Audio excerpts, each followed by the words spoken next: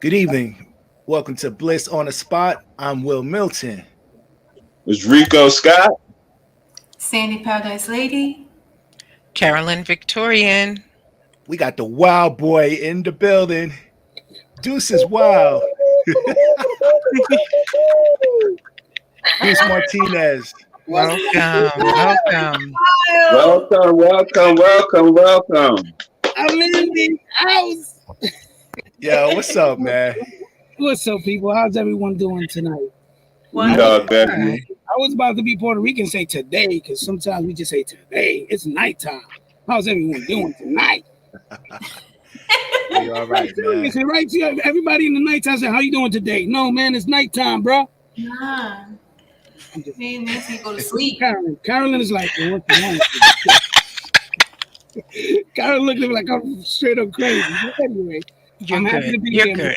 I'm blessed. I'm blessed to be here. Now, I just want to say thank you all for having me. Thank you. Yo, Duce, you know how like some DJs be on the mic singing while they be DJing? Uh-huh. Yo, you should be like that comedian that get on the mic. Oh my God. As you're mixing. Shoot, listen, I wear wigs. Y'all haven't seen me wear my wigs yet? Dude, I saw that, man. I saw that. I wear wigs. You know, I wear leotards because I wear anything. I don't care. You know what I mean? Listen, I'm an entertainer, and that's what I've always been since I was a kid. You know what I mean? I started, bro. I was like 14 years old when I first started in the industry, maybe a little younger because my dad, living in Spanish Harlem. He had a Latin band, and that's how I got into the music industry. You know what I mean? I used to play percussions for him. I was, I'm still little, right? I was just a little short guy, but the little maracas and stuff like that. So that's how I got into this industry. So, yeah, man, I've been in the game for a while since I was 14, really. As a b-boy, and listen. It's a lot to talk about, I tell you. Go ahead. Yeah, Duce, what are some of the things you learned from your dad that you took with you, being that you've been surrounded by music? Listen, man, my father's a singer and he's a percussionist. I learned how to play instruments from him. You know what I mean? He taught me very well. I'm not the best at it, but I can get around. You know what I mean?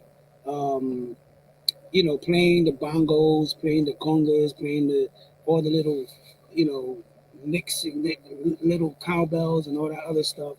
So I learned a lot from him. He taught me to say, listen, man, play how you feel and don't worry about anything. Just however you feel and whatever you feeling, just play. Just play. Don't care what anybody says, just play. And that's a good advice, man, from my dad. Big shout outs to him, man. That's what's up. So you're originally from New York? Yes, I'm from Spanish Harlem as Barrio. I'm from 108 and 3rd and Lexington. Not too far from Ralphie Boy. You know Ralphie Boy, right? Yeah. He lived a couple blocks from me. But a lot of people from Uptown that I just realized they lived around my neighborhood and I didn't know. But yeah, I'm from El Barrio. Then I moved to Queens from El Barrio. I moved to Flushing, Queens. For like a year, 2 or 3, and then I moved to Jersey. But I'm originally from Spanish Harlem. I'm a New York. I'm a New Yorker. So okay. Yes. Hey. It shows. Pa que lo sepa. So, Duce, people may know you, but I feel like they really don't know you. Like they get one side of Duce, but there's another side that I think people may not be familiar with unless they really did some surfing, if they did some digging. So tell us, like earlier, like during your teenage years, like what was that like and what was your involvement with music? Okay, so my teenage years, I was actually a roller skater first. Wow. I used to when I lived in Queens, I had a cousin by the name of Ruben that used to dance on skates. We used to go to Skate Town USA in Queens. And he taught me how to skate, blah, blah, blah, blah. So from a skater, I became a b-boy. that was a break dancer from Uptown, and he taught me some moves. And then from that point on, my life just went from one thing to another. So I'm an original b-boy. The crew I rapped was Dynamic Rockers. Then later on, we broke up and made Dynamic Breakers. We did That's Incredible. We did shows with Laverne and Shirley, or Penny Marshall, with James. Um, oh my God, it's the first hip hop tour, the Fresh Fest. If you guys remember that, with Houdini, Grandmaster Flash, UTFO, Run DMC. Um, but it was always into music. So I was also the DJ for the crew as well. So I used to put everything together. So, but a lot of people don't know that I'm an original b-boy from New York City, and that led to what I'm doing right now. You know what I mean? So it's just a lot, a lot to talk about, man. You know, movies, videos, and tours, and I can talk to you about Harry Belafonte. And I mean, listen, I've done a lot in this industry, and you know what? I'm happy that you guys are interviewing me, because you know there's a lot for people to understand who I am and where I came from. You know what I mean? So, Yeah. you know. So Fresh Fest, this is way before, Biggie Smalls. This is way before P. Diddy. This is like the onset, like the breaking point for hip hop. How did you tell us what Fresh Fest was all about, and how you actually connected with that organization? Because it's a very vital organization for hip hop. Right. So the way that came about, we had three managers, and one of them is Loretta Watson. They call her Loretta Rock, and her son is Time Walker, the Last Dragon. So when that tour came about, we were doing so many shows. We did the Big Break Dance Contest. I don't know if you guys remember that back in the 80s at the Roxy's. We won that contest, which led us to be in that first tour. That's the first ever hip hop tour. It was in the city, it wasn't overseas, but it was in the United States. So we covered a lot of cities, and you know, they heard about us. We won the contest.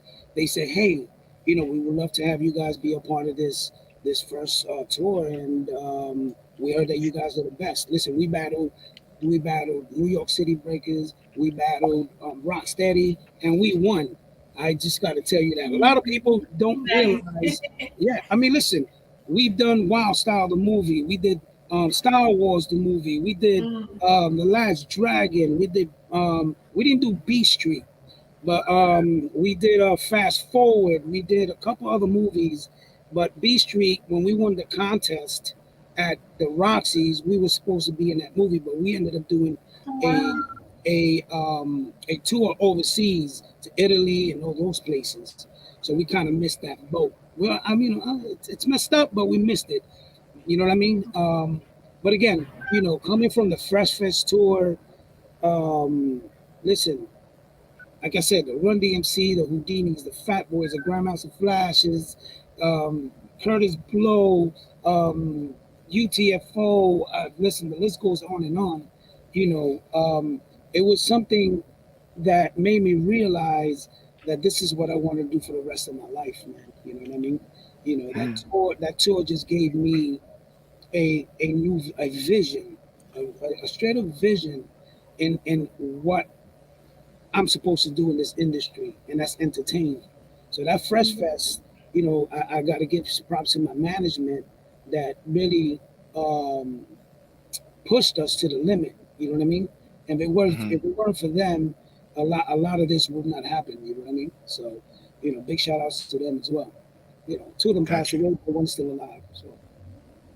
So what was it like performing, at an early age with thousands of people at the fest? Because it was like you had it at Madison Square and then the Coliseum. Coliseum. What was that like?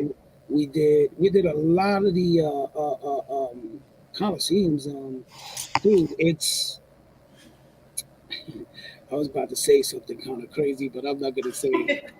It's just like, oh God, I was just about to say. But anyway, the feeling is like, it's like I don't care. My name is Duce Martinez, and I'm just gonna say it. That feeling is like the first time you've been with a woman.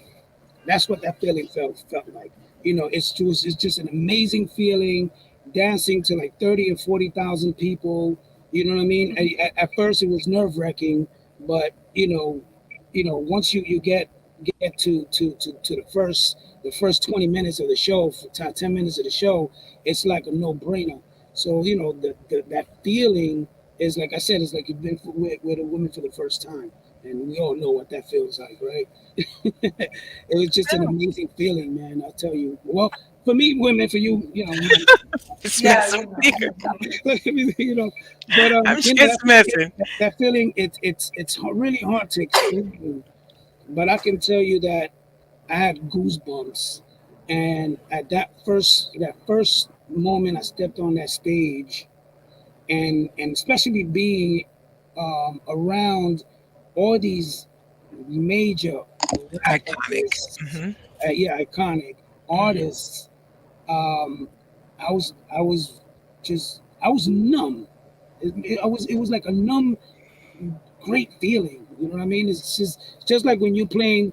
When you're playing to a crowd and you see like 1,000 or 2,000, you know what that feeling feels like. You're like, yo, this is it. This is what I'm gonna be doing for the rest of my life, and it's just that good feeling. That's it. I hear you. So it's from one b-boy to another b-boy. I was at USA when you had that battle with Rocksteady crew. Yes. I worked at USA as a skate guard, and also I was down to Crash, which they were from Elmhurst. That was my breaking crew. So we didn't battle, son. We didn't battle, son, but it's all right. Let's do it now. I say let's do it now. Oh my gosh, that just sounds crazy. That just sounds crazy. Hey, listen, I still do it from time to time. I sent Will Milton a photo of me doing head spins. That was only a few years back. You know what I mean? Wow. So I still get down. I'm a little chunky, but I still get down, bro. You know what I mean? But wow, I didn't know that you was in USA. Yeah. Baby J was the DJ there. You know what I mean? That place was amazing. Then my boy Flip Raymond he's also from Queens. He was down with Icy Ice. He became the resident DJ when Baby J went to Lemoore East and Roseland. Mm-hmm. And Roseland, so, right. Yeah, man, those are good old days, man. So so now that you mentioned that battle, who won that battle, son? Look. Okay, who won that battle? You plead the fifth? Keep it alone. Nah, I think, to be honest with you, Rocksteady. Really? All right. Well, But the Lincoln Center, like, was there like a rematch between the two? Like, what? Yeah. Okay, I wasn't there for that. That one was again to me. Of course, I'm gonna always say I won. The Lincoln Center thing, that was another one that was an amazing week. To me, I think it was a tie between us two at Lincoln Center. You know what I mean? It's two great b-boys just doing their thing, man. I think it was the battle was amazing. I don't think that we lost, and I don't think we won. I think it was just a great battle, and I think it was just an even match. You know what I mean? So now, I'm sorry, I was just. Were you with all three crews, like you, Dynamic Breakers, New York City Breakers, and Rocksteady? Were you like crew? Like, was y'all like really down close, or was it a real rivalry where you didn't really talk at all? I mean, with me, I can't speak. Like, some of the members of the crew had real beef, legitimate beef. You know what I mean? I was always a neutral guy, and I'm still the same way today. I don't get into any of that, yo, man, and that's not me. I was always cool with every crew. So there was some of the crew members did have beef with Rocksteady and New York City. To me, one thing I don't like the fact that they don't mention us, Dynamic Rockers or Dynamic Breakers, because we were the three best in New York City. We've done a lot more than a lot of these guys have. Again, movies with Sidney Poitier and Belafonte and Laverne. We discovered Penny Marshall and Rick James, and I mean, listen, the list goes on and on and on. We just don't get the recognition that we deserve, and this is one of the reasons why when I do this concert, I'm bringing that out. I'm letting everybody know where I came from, how I came about, and not only that, we're being inducted into the Hip Hop Museum as well, Dynamic Breakers. We had the meeting last summer. Everything went well. When they get ready to open, you're gonna see a lot of stuff by Dynamic Breakers. So that's a big one for me. You know what I mean? So that tells you that we were on top as well. You know what I mean? So for the question you're asking, yeah, we had some of the crew members that were beefing with them, but I was always a neutral. I was cool with all of them. Even with Legs and he always books me to do his event in Puerto Rico. You know what I mean? Yeah. We always keep in touch. Same thing with the rest of the Chino and all those guys. You know what I mean? Yeah. But I can tell you two dope B-boys, Chino and Brian. You remember Chino and Brian, Body Mechanics? Yeah. Those boys don't get their recognition neither. Those guys really, really were dope, man. I was scared to battle them. I ain't gonna lie. Yeah. That was good. You know what I mean? That was good. I was real dope. Especially doing headspins, no hands and doing all types of stuff. So that was my specialty. Yeah. Who do you think, in your personal opinion, who actually developed or label created the headspin? Who you think is responsible for that? Man, I think it wasn't me, that's for sure. I wish it was. What's this guy's name? I can't remember his name.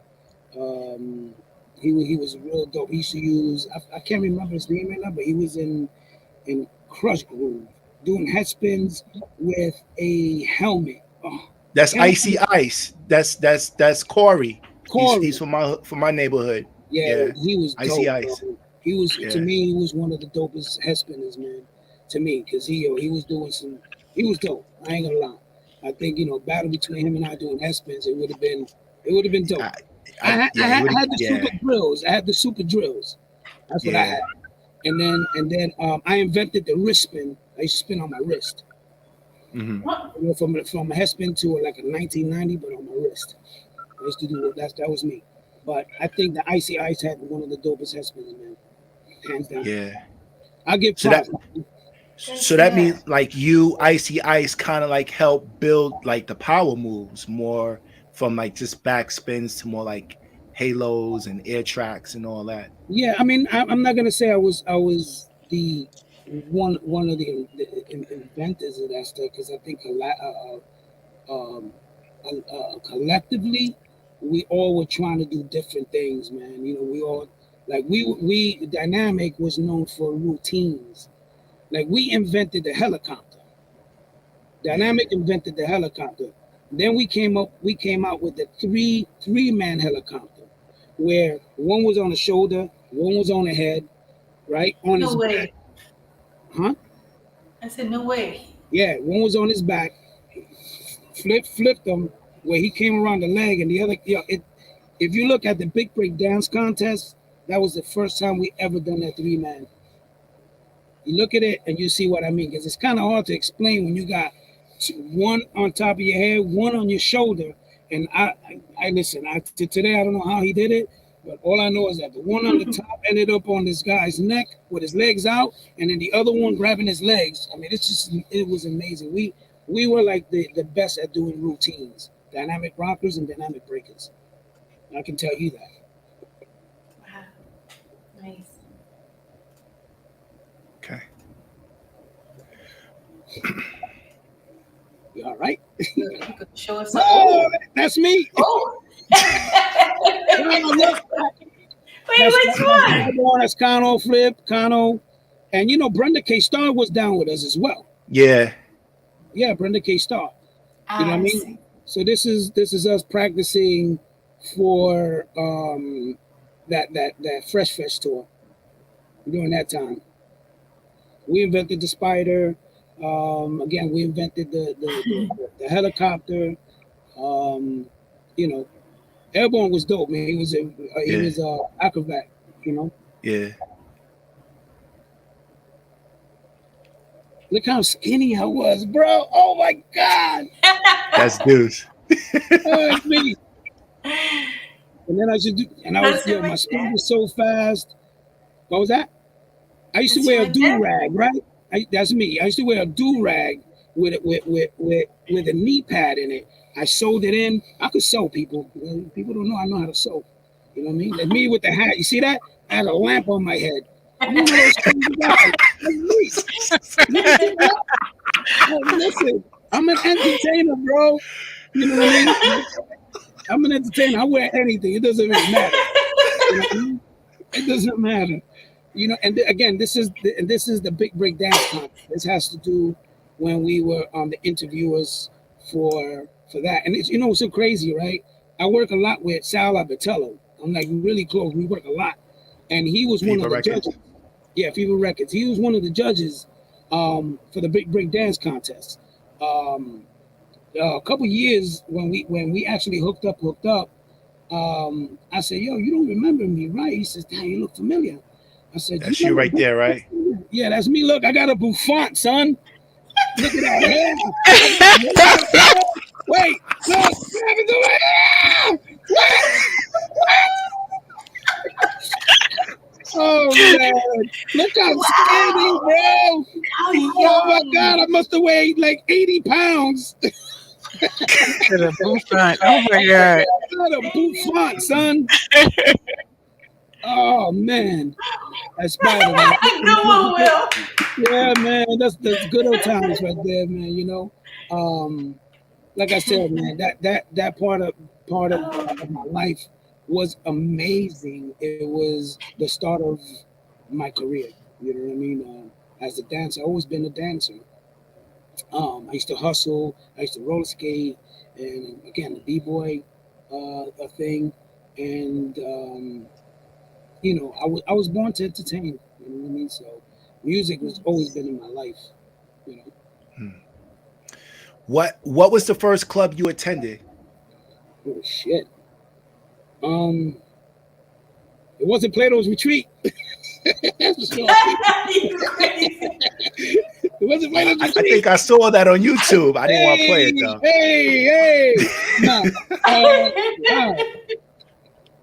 No. With Zanzibar. Zanz was the first one because Zanzibar was Zanzibar and Duce, a club called Duce in New Jersey was like a competition with Zanzibar. It was just down the block. A guy by the name of Butchie Nieves, actually Hippie Tavares, you know Hippie, he was there, that main DJ at Duce. That's where he came from. They went to Zanzibar from that point on. You know what I mean? But Zanz was the first spot I went to, and I was, dude, imagine, look how skinny I was and how young I looked. I got lucky by getting in, you know. Yeah, I was going to say, how'd you get in? Yeah, I mean, I've known a lot of people during that time, breakdancing. I'm a dancer, so I was faking the cigarette thing. You know how we used to do, right? Yeah. Come on, you little shit. Get out there. Come on. So, you know, I know a few people, and they're like, all right, come on, man. But you can't get no drinks. Yeah, it's only juice. What are you talking about? It's a juice bar. There's no drinks in here. Fruits and drinks. So, all right. So, you know, that was my first spot, and then from that point on, then, well, then again, let me bring this back because Skate Town USA was almost like a club as well. Yeah. So you know what? I'm gonna say Skate Town USA was the first kind of club roller skating spot I've ever been to. You know what I mean? So I'm gonna say that because as a b-boy living in Queens, that was the spot to go to. And the music It was. And they converted because in the nighttime it was like you were in a club because you had the dancing and everything. Yeah, man. So, the little bridge to go from one spot to the middle of the floor. Yo, I miss that place, man. Yeah, and then you had the little White Castles right underneath the thing. Yeah, that was my spot. That was your spot, right? Yeah, man. There you go. That to me a couple years back. See, I do a lot of events in New Jersey, and that was the Puerto Rican parade in Newark. A couple years back, and some guy actually battled me. Said, "Yo, he was there. He was all in my face," and I'm like, "Yo, why you in my face, bro?" And then all my boys was like, "Yo, you gotta get him, bro. You gotta get him." I'm like, "Come on, man. I'm 50 you up. 90, bro. Come on, man." I said, "All right, let me show this kid this." Boom, that's me. Look how look. It looks like it's a fake photo, bro. Yeah, you drilling. I'm drilling. You can see the whole shirt and everything, bro. Yeah. I got some nice legs, don't I? Look at them legs. Lord have mercy. Oh my gosh. I need to shave him first. No, but anyway. Yeah, man. So Skate Town was the first spot I ever been to that had that club atmosphere. Definitely, man. The rest just follows. I think to me, the best spot was the Roxy's for me. Roxy's had it special. Yeah, Roxy's was special. The graffiti, the ambiance, just the culture. Roxy's to me was just top notch for me, man. I went to, of course, I went to Ritz, I went to the Red Parrot, I went to a whole bunch, Bonds International and all those other places. But me being a b-boy, that was the spot for me because I was also down with the Bellaco bunch. They had the Huevo bunch and the Bellaco bunch. Yeah. You remember? Yeah. So, we used to do that loft dance and all that other good stuff, man. But to me, Roxy's, man, hands down, man. I wish I could travel back into time just to go there. And you know what's so crazy, right? So at the Roxy's, do you remember they had the going up the ramp, right? They had the little shop, the roller skater shop right there, right? Skates. You know who was the person that was running that? Do you remember Abigail Adams from Moving Records? Yeah. Yes. That was her. That was her shit. You know what I mean? And then later on, Was that before the record store? Yeah, Moving Records. Abigail Adams from Moving Records. Right. Yeah. So the years, after the whole New York thing, I moved to Jersey. I actually, met her at the store because I used to buy a whole bunch of vinyl and stuff like that. Vinyl back in the day, none of that stuff today.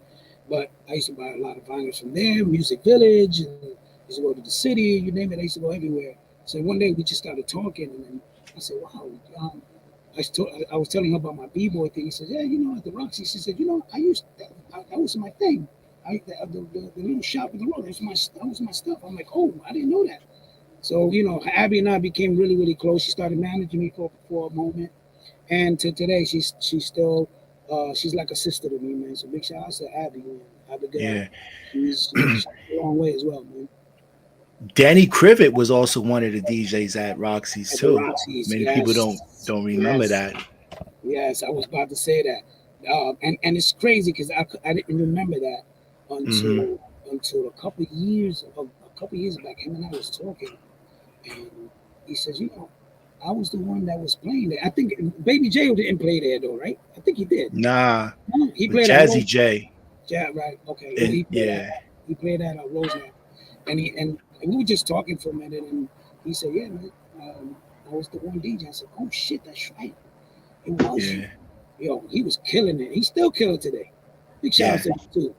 Big shout out to Danny Cruz. Has been around forever, man. Still one humble dude.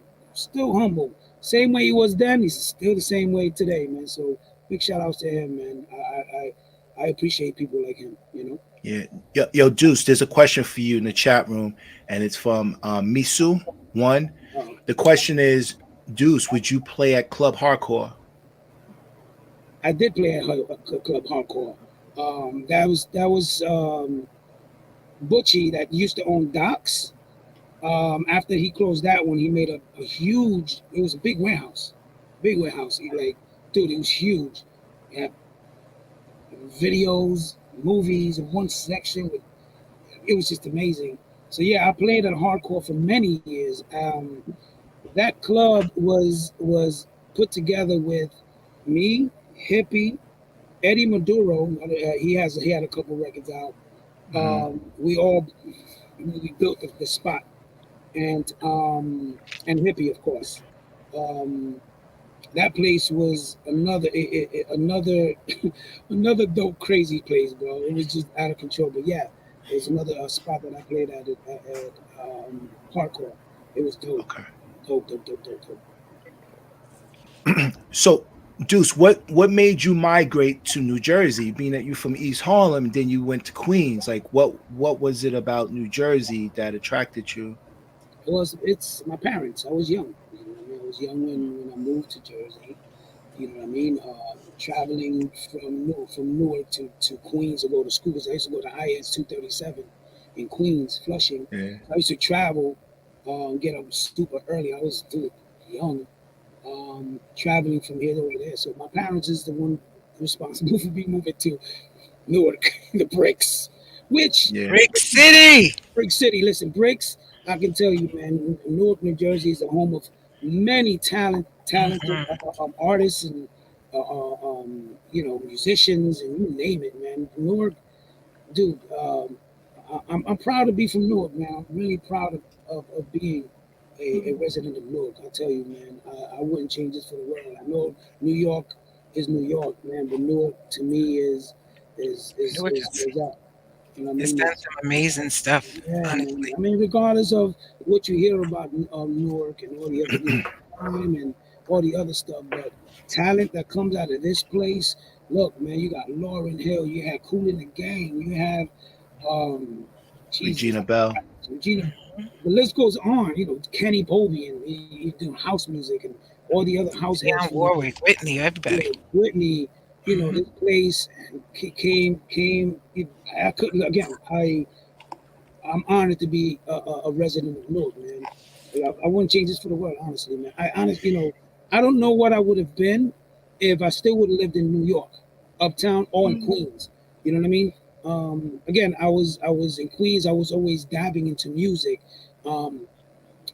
Trying to take my mom's stereo. Y'all remember the stereo with the two speakers, the table, the cassette, the 8 tracks, and the light in the bottom? Y'all remember that? Yeah. Put my TV on top of that too. No, right?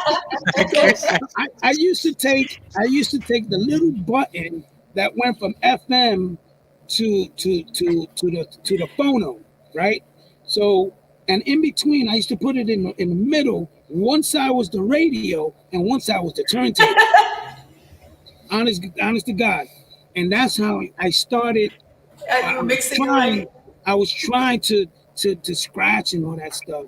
And I remember my first record. It was Super Rhymes and Spoonie G, Love Rap. That was the 2 first records, and I said, you know what? I had the FM radio that were playing whatever they were playing, and I couldn't remember. I didn't do that time, and I was trying to just cut stuff, and that's it. That's how I started with music.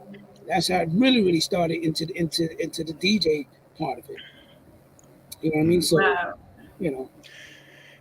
Yo, Duce, you've been in movies. You've been, as a b-boy, and as b-boys, that's for life. That don't stop, right? So, you done shows. You work with a lot of the veteran hip hop artists that helped pave the way for hip hop music.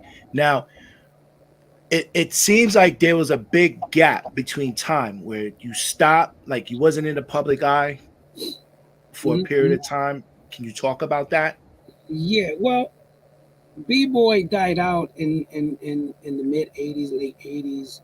Then I had my first child at 18. So I decided to become a dad and leave everything behind. You know what I mean? Because I believe in, being a father. Make sure that my kids knew who their father, who her father was or is. I'm sorry. Um, so I decided to take a long break. I said, look, I want to I want to make sure that my kid, my daughter, her name is Tiffany, my oldest, she's 37, 38 years old right now. Nice. I'll be 55. Actually, this month coming up, I'll be 55 years old.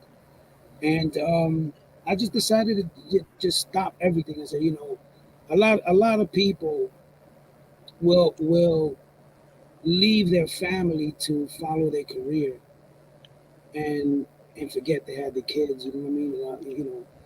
I'm not that dude. My father was always there for us, and I live by that. You know what I mean? I follow my father's footsteps. My father was a great provider.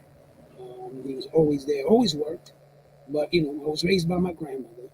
But my parents always worked and showed me that, listen, this is what you got to do. If you're gonna have a family, you have to take care of your family. And that's what I did. I took a nice long gap. Um, then I had my second child, Paris, and then during my second child, I just kept doing music, engineered. I did a lot of engineering for many groups. I'm talking about D&D Studios, Chunking, Unique Studios, and I'm talking about all the hip hop cats, Fat Joe, um, Redman, um, KRS-One, Jesus Christ, so many R&B artists. I've engineered for Lauryn Hill. I actually did a record for Lauryn Hill that came out in DJ Scribble's one of his mixtapes, and I did records with um, Aaron Hall, Christopher Williams, R&B songs. Wow. So those years, I was an engineer producer. You know what I mean? I started as an engineer, and I started the engineering, believe it or not, at Shakedown Studios. I don't know if you know who owns Shakedown Studio during those times. Arthur Baker. Arthur Baker is the man responsible for all these breakbeat records. Planet Rock, and even though it was on Tommy Boys, but I worked for him as a gopher first. You know what I mean? And then I became an assistant engineer. And in Shakedown Studios, Benji Candelario, Victor Simonelli, Frankie Bones, um, Lenny D, Jungi was doing the editing at one point, or Gungi. Um, so I come from that era, man. I come from that era. So that time that I decided to come back into the music, that's where I started. I just came back into doing that, the engineering and stuff.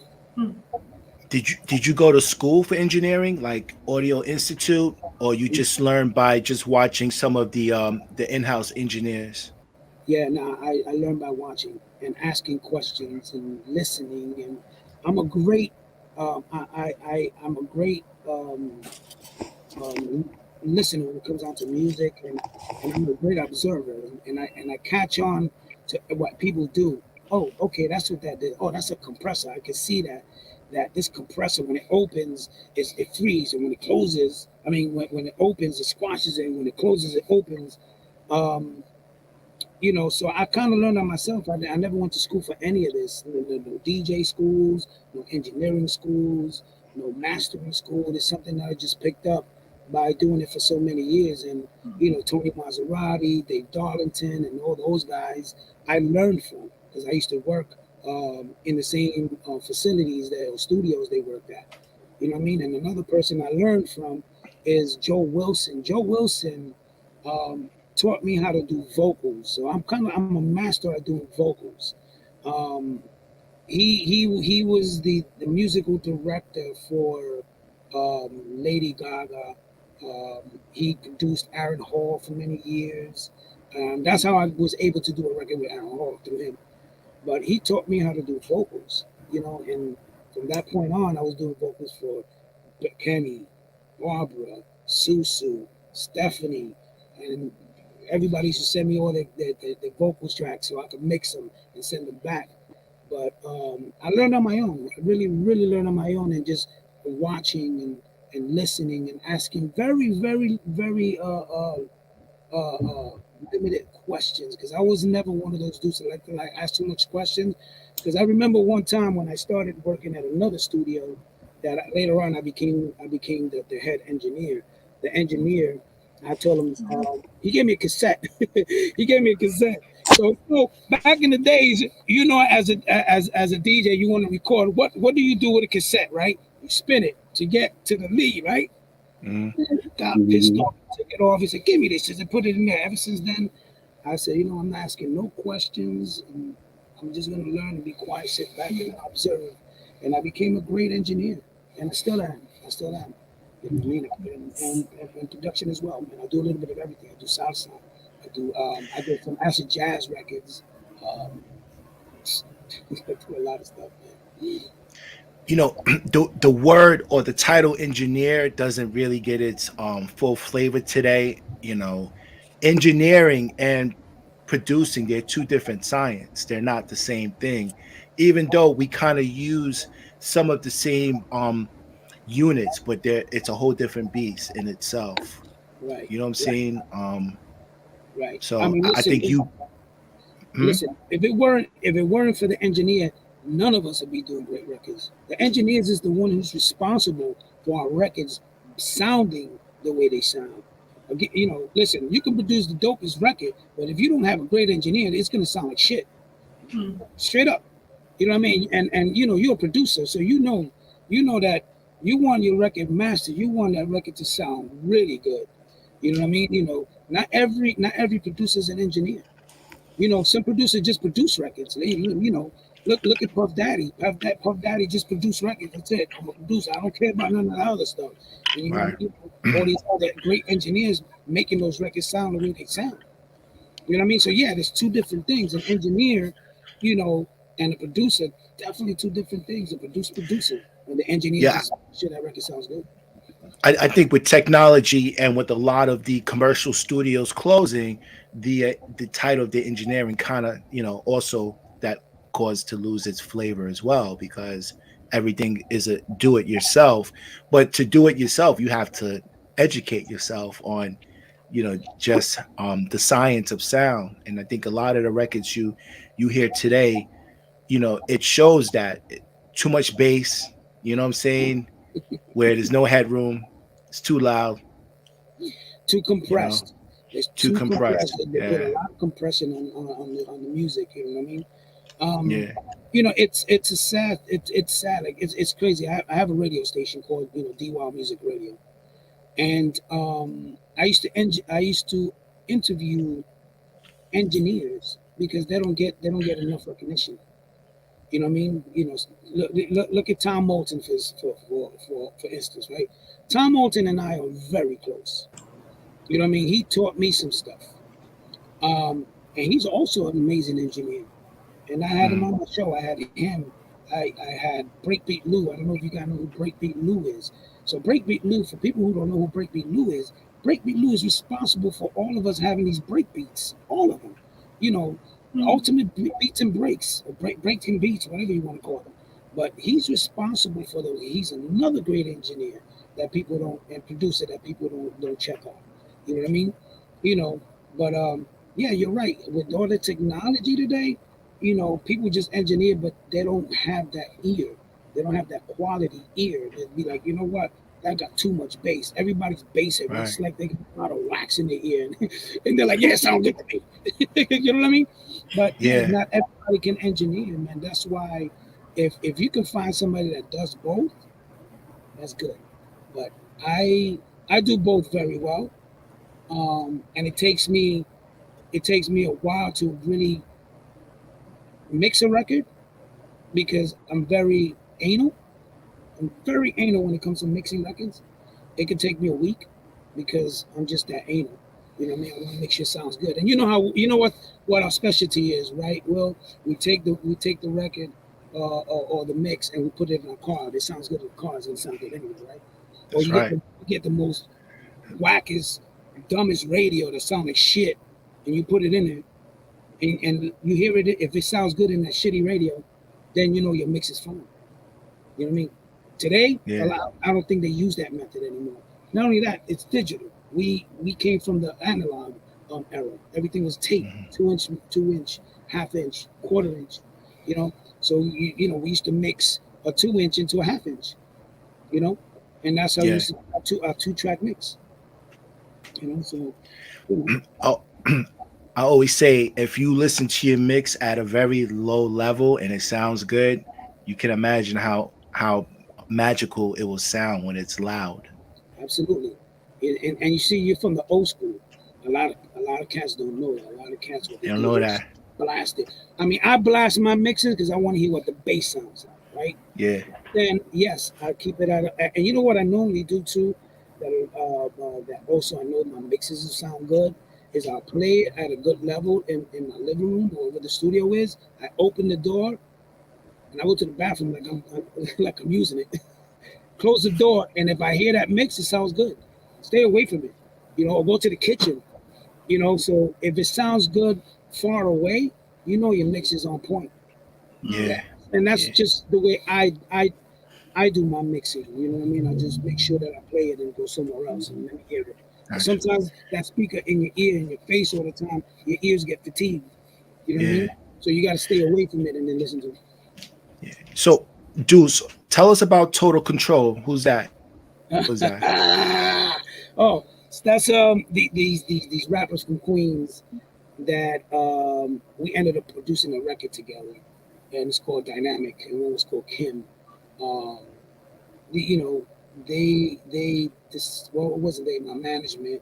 This they knew them as, hey, why don't you do a record about Dynamic and let's put it together. So I'm in the studio with Joe Webb and those guys and Tiny and a good friend of mine, Tiny, producing that record. Unfortunately, I'm 15 years old doing the record, don't know anything about it, and I don't know what kind of money they made. I don't know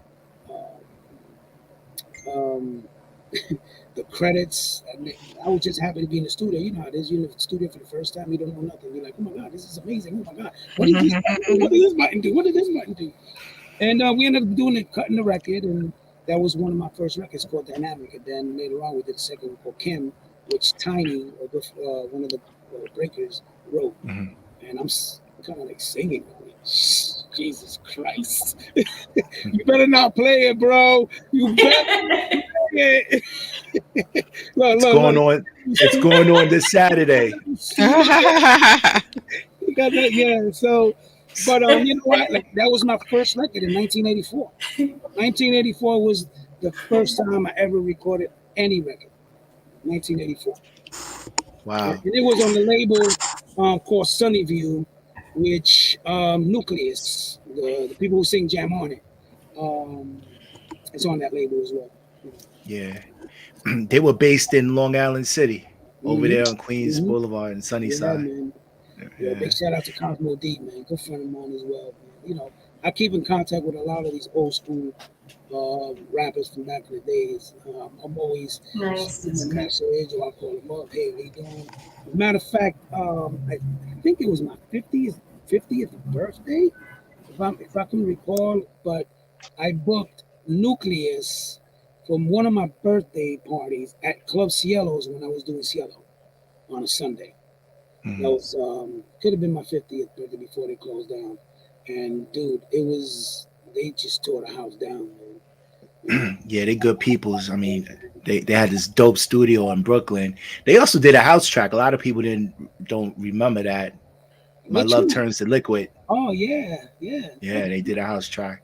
yeah, man. His wife was singing actually on the track. She's a sweetheart, man. Yeah, His yeah. wife is a sweetheart, man. God bless both of them, bro.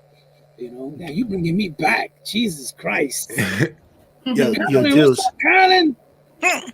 Deuce, as a as a Breathing it all dancer, as a dancer, right? How does that help shape you as a DJ?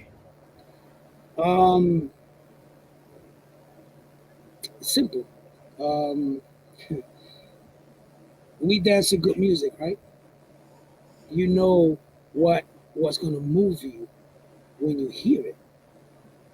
So as a dancer from back in the days, knowing what is going to work, what's going to work for me, and what's working for the crowd, I know that when the music comes and when I do my music, I know what to do and how to do it because I've been there.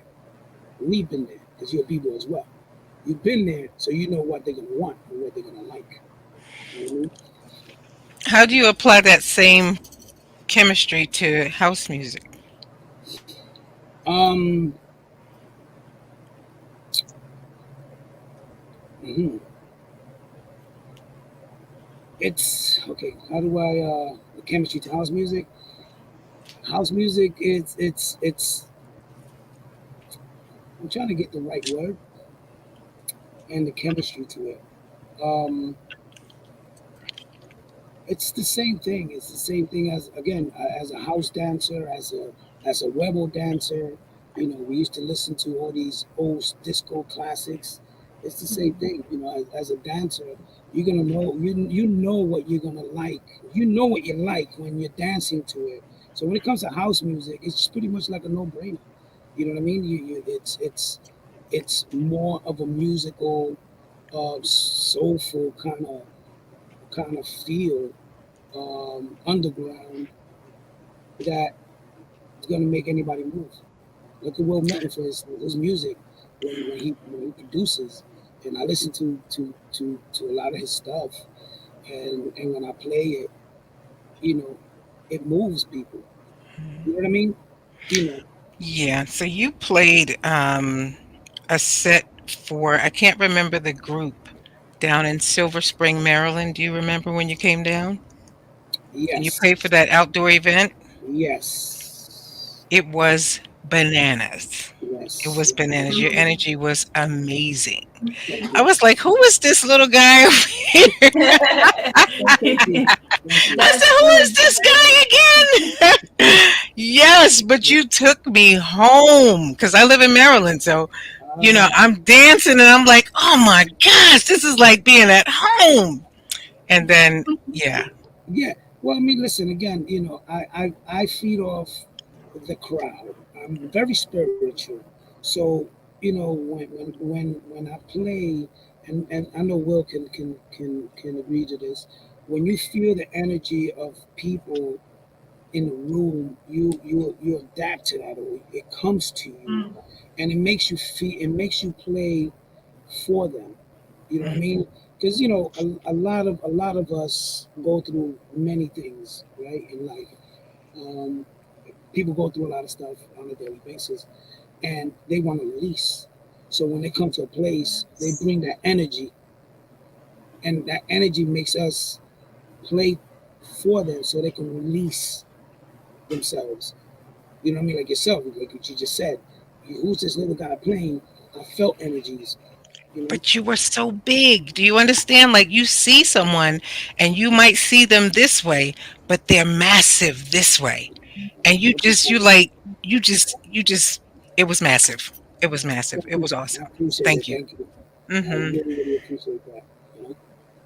Deuce, with the style of dancing, with DJing, there's that special era of with the house music scene where you see a lot of house dancers who start to develop a certain style, Right, which many people don't know that house dancing style is Webo, right, right. which Exactly.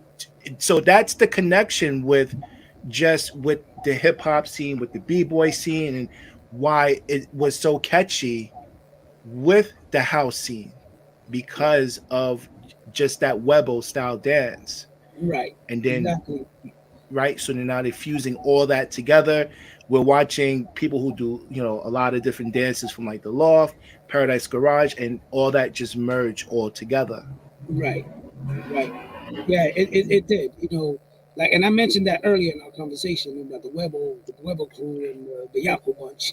You know, Yeah. wear those big pants and cut up shirts, and I was always a crazy guy. I used to wear a short hat. I used to cut the top of it. I used to have my hair come out of it like I was like some Asian dude or something.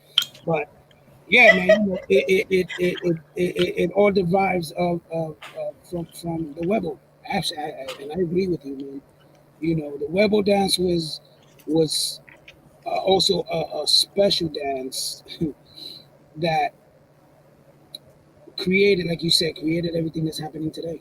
You know, Yep. the baby powder.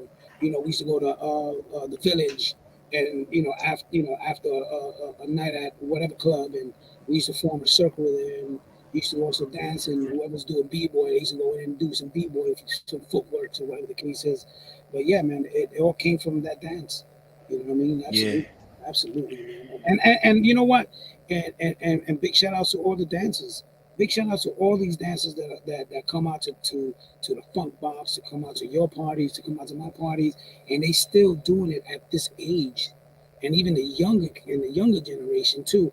They come up with these new dances, and I'm like, yo, this is amazing. But yeah, man, Yeah. yeah, man. So Deuce, you know, we really wanted to highlight a certain era of your life that, again, I feel people really don't really know about, and I wanted you to speak on that. But now, fast forwarding, now you're getting into production. You're in Jersey. You hook up with a crew, a production crew, Soul Creation. How did that come about? Well, Soul Creation was created by myself and Jose Burgos. um, I'm trying to remember how him and I got together. Actually, he was DJing, and I happened to be at my ex's my ex sister-in-law's house, and I heard him play, and I knocked on the door. He says, "Yo, man, you rocking, son? I want you to come and play in one of my parties." Because I was always doing parties as well. Then after that, we became real close. He ended up doing a song with Theo Gerardo called "Take a Stand." Um, then later on, we got together and produced "Bring It Back to Love" by Theo Gerardo. But by then, I was already doing hip hop records. I was doing hip hop records. I was doing freestyle records. Um, then I just decided to say, hey, why don't we just team up and do? Let's just do a team. Let's do a crew. Let's do a production team. And we came up with by the name of Soul Creation. And we did many records, man. So many records with Don Tom and Michelle Weeks, Kenny, all the major house heads, remixes and all types of stuff. Then at one point during those later on in the years, I got so caught up in doing hip hop and R&B that I left, and then I met up with a friend by the name of Duran Tariq Dip. I added. I spoke to Jose. I said, Jose, listen, this guy's pretty good. Mess with him because I'm gonna be back and forth. So for a while, I stopped doing house music and was doing nothing but hip hop records. Again, I was doing D&D studios. I was engineering for so many people that I couldn't commit. Then I decided to come back, and we created the Soul Creation trio. Um, and that's how that came about. You know what I mean? But Mm. we've done a lot of great records. And one thing. Well, let's leave it at that for now. I was about to say something. So how come you start recording under that name? Um, I just needed to do my own. You know what I mean? At some point in life, we all want to see if we're good, right, at what we do. You know, as a team, we were great, and I'm pretty sure that if we ever get back together, we will make some amazing music. But at some point in my life, I said, I want to see if I can do this on my own, and I want to try to do records on my own. So my first record I ended up doing was with Joey Carwell, People Make the World Go Round, which Danny Crivitt wrote for me. Um, Huge record back early 90s where she performed that in Miami. Danny Crivitt played it, and that became my first solo record that gave me a little bit of make some noise. You know what I mean? And then after that, a lot of people don't know that I produced "I Shall Not Be Moved" by Kenny Bobian. I produced that record. That record gave me a big another lift in my career as a solo artist. From that point on, I was saying to myself, I can do this. I know I'm good enough. Because sometimes we doubt ourselves, right? Especially when we're a crew. We sometimes we I don't know if I'm good enough, and I remember my wife, Gladys, which is Misu One, by the way. She said, "Baby, I think you can do this on your own." She actually gave me the push to do it on my own. So from that point on, everything just started going this way and this way and that way. And then after "I Shall Not Be Moved," a whole bunch of records I did came out. And then I did "Just As Long" that Louis Vega put out on his label. Now that record just took me to another level. Big shout out to Louis Vega on Vega Records. That record just took me to a whole new level that I was like, wow. I was able to play overseas. I played with him at some place called Chromi. It was just, that record right there gave me that niche. But "I Shall Not Be Moved" is one of my biggest gospel records, one of my better records. That's for sure. I want to talk about that. It sounds like you didn't get your credit for that. Yes. When it was produced, again, hip hop. I'm doing hip hop. I'm doing this. I didn't care too much about anything. You know what I mean? I didn't care about the credits. I didn't care about it. So look, just put it out. They gave me the dub version. I'm like, oh wait, what happened? It was already too late. The credits was already out.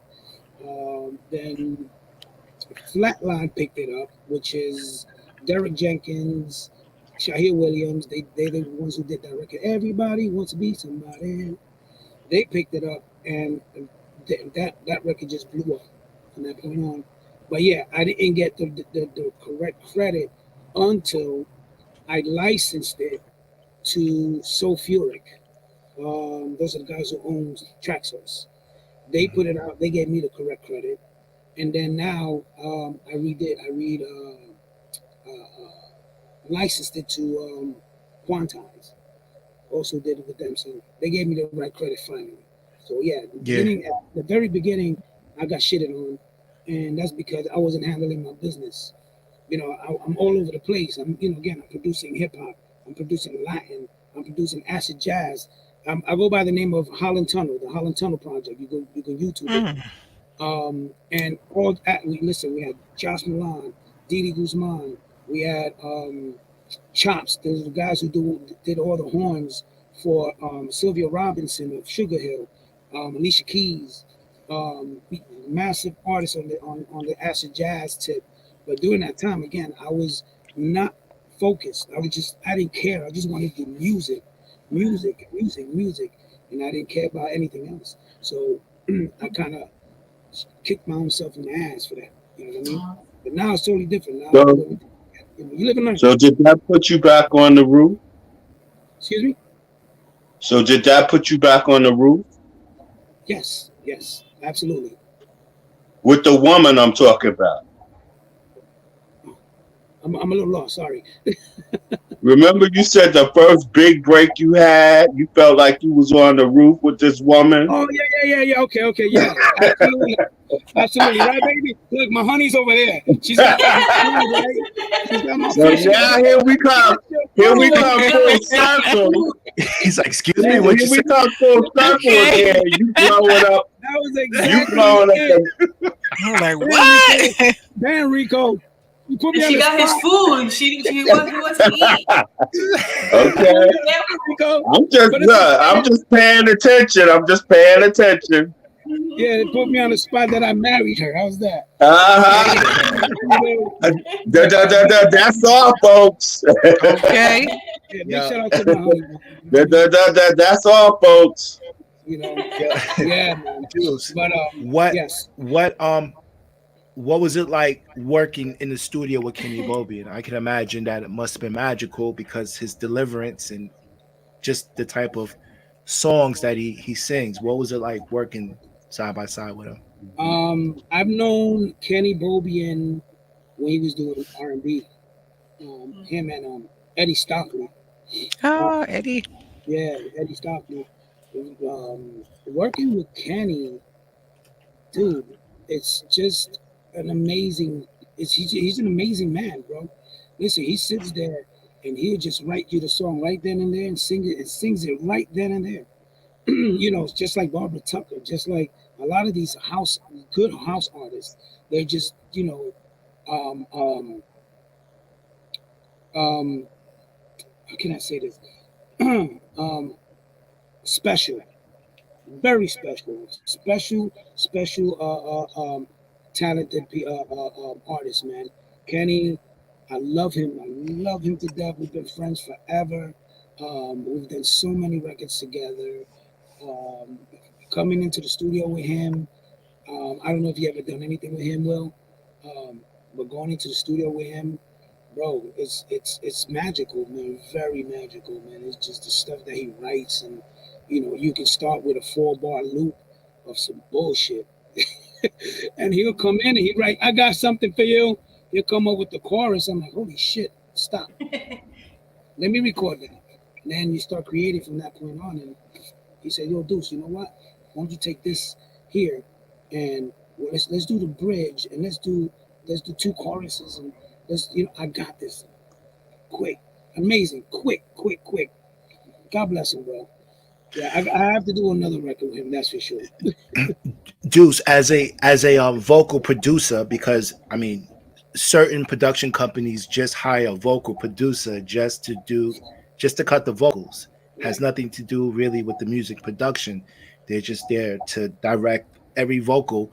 What was it like producing his vocals, like with the stacks, with the harmonies, putting things in the right place, comping everything? Like, what was that like as far as like just managing that? Kenny loves stacking vocals. I'm gonna just name a few: Kenny, Stephanie, Barbara, Susu. Just name those for now. Or Daryl even. They love stacking 5 of one note, 5 of second note, 5 of another note. Next thing you know, I got 50 freaking tracks of vocals that I gotta EQ, pan, auto tune, or if there was no auto tunes, re-record them because there was Sample no very sampled, and using the MPC 3000 to run the backgrounds in stereo. But working with those guys, bro, like I said, if it weren't for Joe Wilson that taught me how to do these vocals with Aaron Hall, I would have not. It would have been difficult because I didn't know. And working with those artists, stacking vocals, bro, I just love it and I miss it. I wish time can go back to that, honestly, instead of just doing. I just like working it with analog. You know what I mean? Yeah. But stacking, bro, you should do a record with Kenny, man. If you have not, Does he normally sing in his normal voice first, then go into his falsetto, or he starts off like that and all the way to the end? Falsetto. Wow, that's not easy.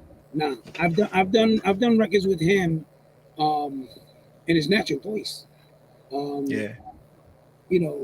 Either way, man, he just does his shit, man. He can, this guy, bro. No matter what he does and how he's singing, it just his smoothness of his voice, his falsetto, man. You just melt. You know what I mean? And ladies, you just melt when you hear his voice and the way he sings it, man. Yes, beautiful. Duce, what was your role with Axiom Studios in Jersey?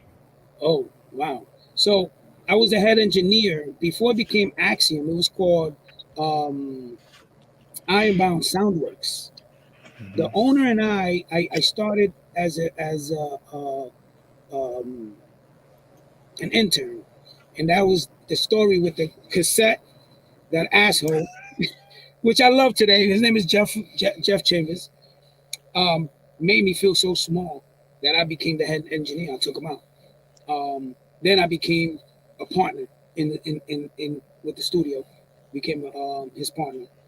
Then later on, a couple years later, then the studio wasn't making no money because now you have everybody with computers and everybody's doing this at home, and so we turned it into a club / studio, and Naeem Johnson was a resident, had a residency there. I think Jihad, if I'm not mistaken, Beloved used to do stuff there. But then we decided to do the internet thing, the stuff that everybody's doing now on Twitch. So while he was doing that, I came in and I started doing my version of it, which is, I forgot the name of the show, musical something, I can't remember. I took that to a different level. I think I don't know if Sandy was ever. You used to come to Axiom, Sandy? No, not doing this no. years. So after oh, word. Yep, I was there several times. I did a couple of times. I was there with John Davis, and then I was there with Ken Terry all the time. Yeah. So I'm glad you mentioned Ken Terry. So I used to be there with Ken Terry all the time. So Ken Terry and I started a show, and then we started getting the momentum in, and then we broke up. He started doing his, and I started doing mine, and then I started bringing a lot of the DJs and a lot of the artists into Axiom that took it to the next level. Where I had Louis Vega actually play for my wife's birthday at Axiom. We had 3 cameras. We had an engineer for the cameras to go zoom in and out, bring different type of video to the DJ with people, all types of dancing, with break dancing, African dancing, you name it. So my part in Axiom was a big deal because I took that to a different level, where I started getting recognized at that point. Then damn, bring me back. Bringing me back, man. Yeah, it's a good old time, man. You listen, I had everybody from Ray to Curly to Ethan White of Torture Soul, may he rest in peace. Dude, everybody came. CeCe Rogers, Colonel Abrams, Jesus, just to name a few, man. The Axiom definitely gave me a lift in my career as well, visual, because a lot of people didn't know the name, the face with the name. You know what I mean? So it definitely gave everyone a visual of Duce Martinez and how I played, because I play very different from a lot of people. You know what I mean? I incorporate my hip hop tactics to my house music the way I play.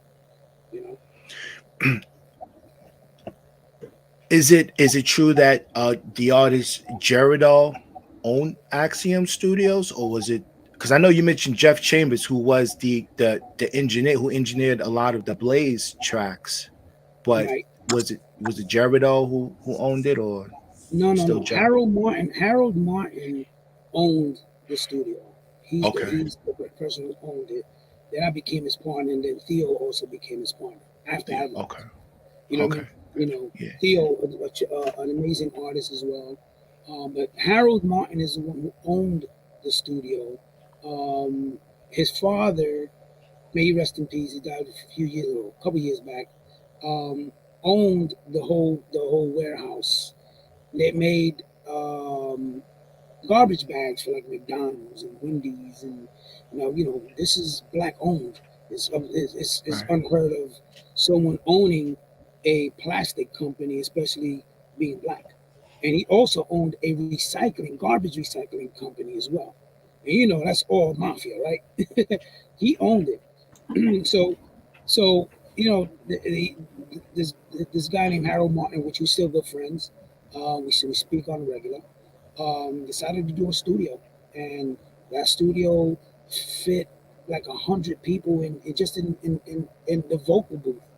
You know what I mean? We used to do choirs. We used to do like live like rock bands. I mean, dude, this place was crazy.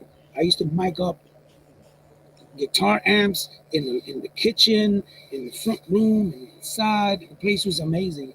So now Harold owned it. I became a partner, and Theo became a partner. All right. So, South Shore Committee, Freeman, what made you want to do a remake to one of those songs that Ricoh called go-go music? That's Well, What Louis was Vega, that what behind that? happened was Louis wanted another kind of record like Just As Long. It's almost the same thing with all the horns and all that stuff. So I said, Yeah. look, man, why don't you just redo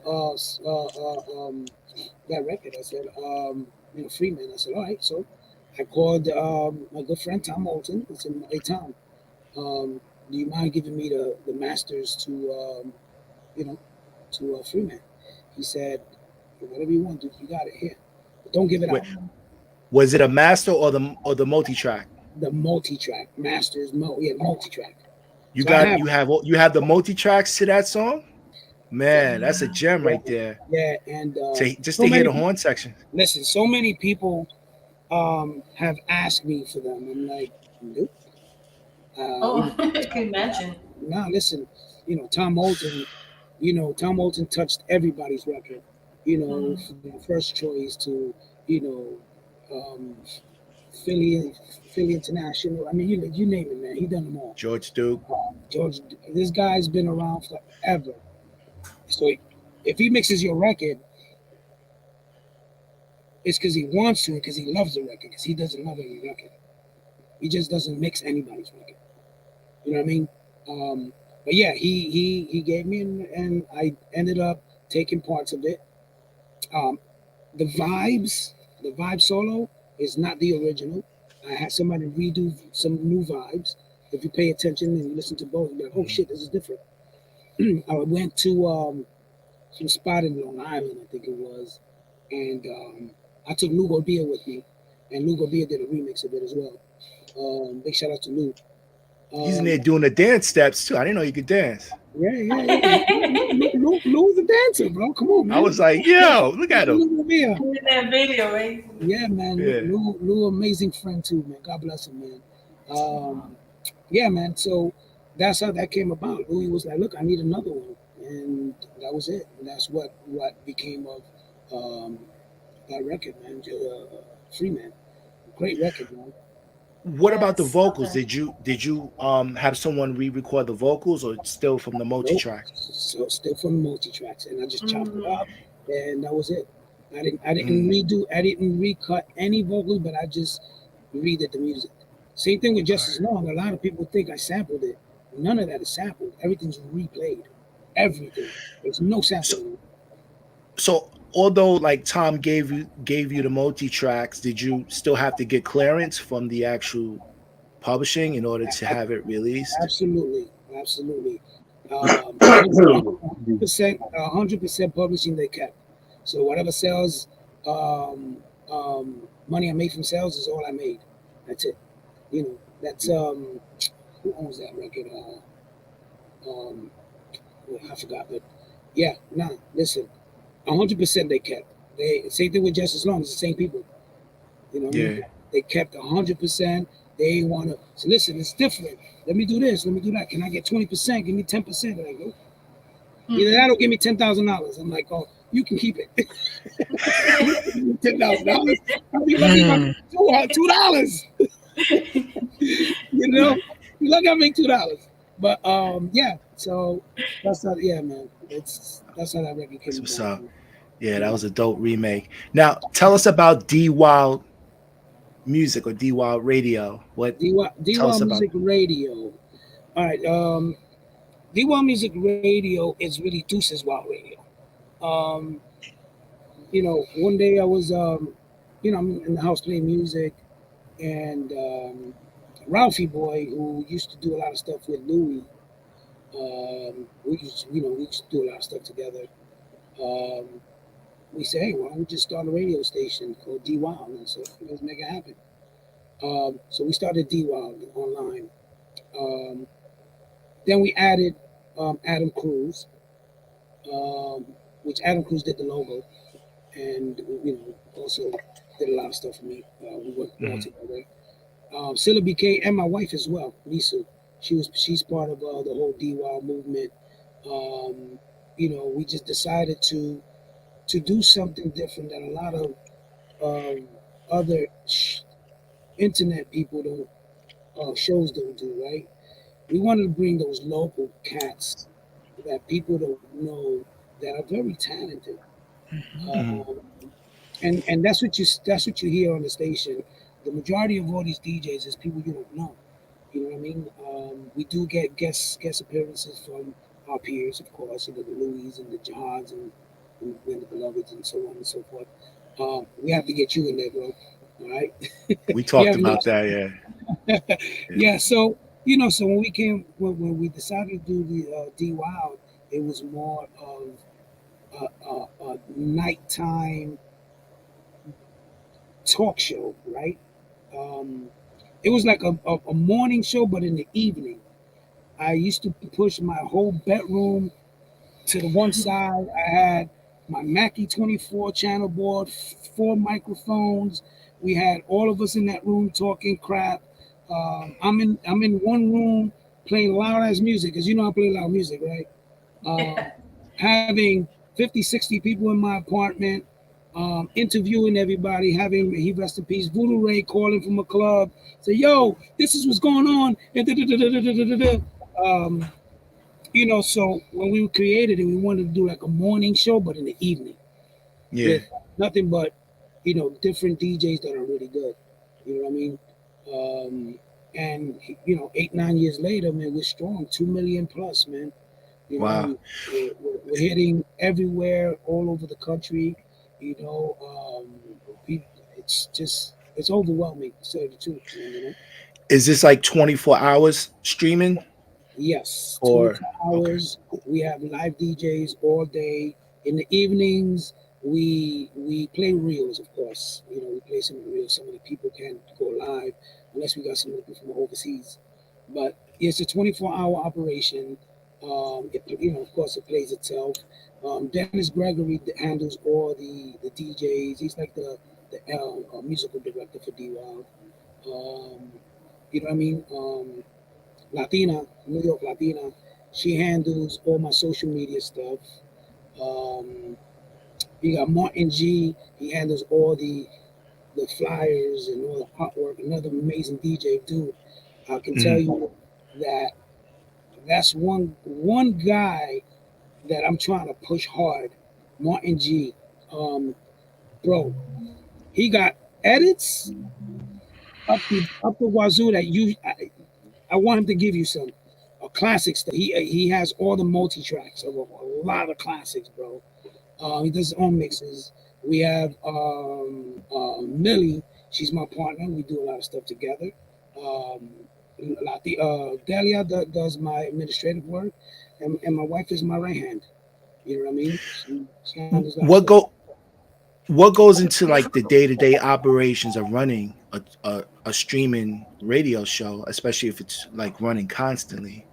For the most part of it, we have a lot of the live DJs are able to play during the day. You know what I mean? Like I said, Dennis Gregory he's the MVP of D-Wild, man. That guy plays 8 hours, 10 hours, 12 hours. He'll just play. And he handles all the DJs. He's the one that you got to go to if anything goes wrong. You know what I mean? Okay. He said, hey, Dennis, I can't do my show. All right, cool. Who can play for me, just for instance? Okay, I got him. I'm gonna play his show, or he play a reel. You know what I mean? So for it to run, it just runs smoothly. It runs on its own, to tell you the truth. You know what I mean? Yeah. And again, Dennis handles most of it, all of it.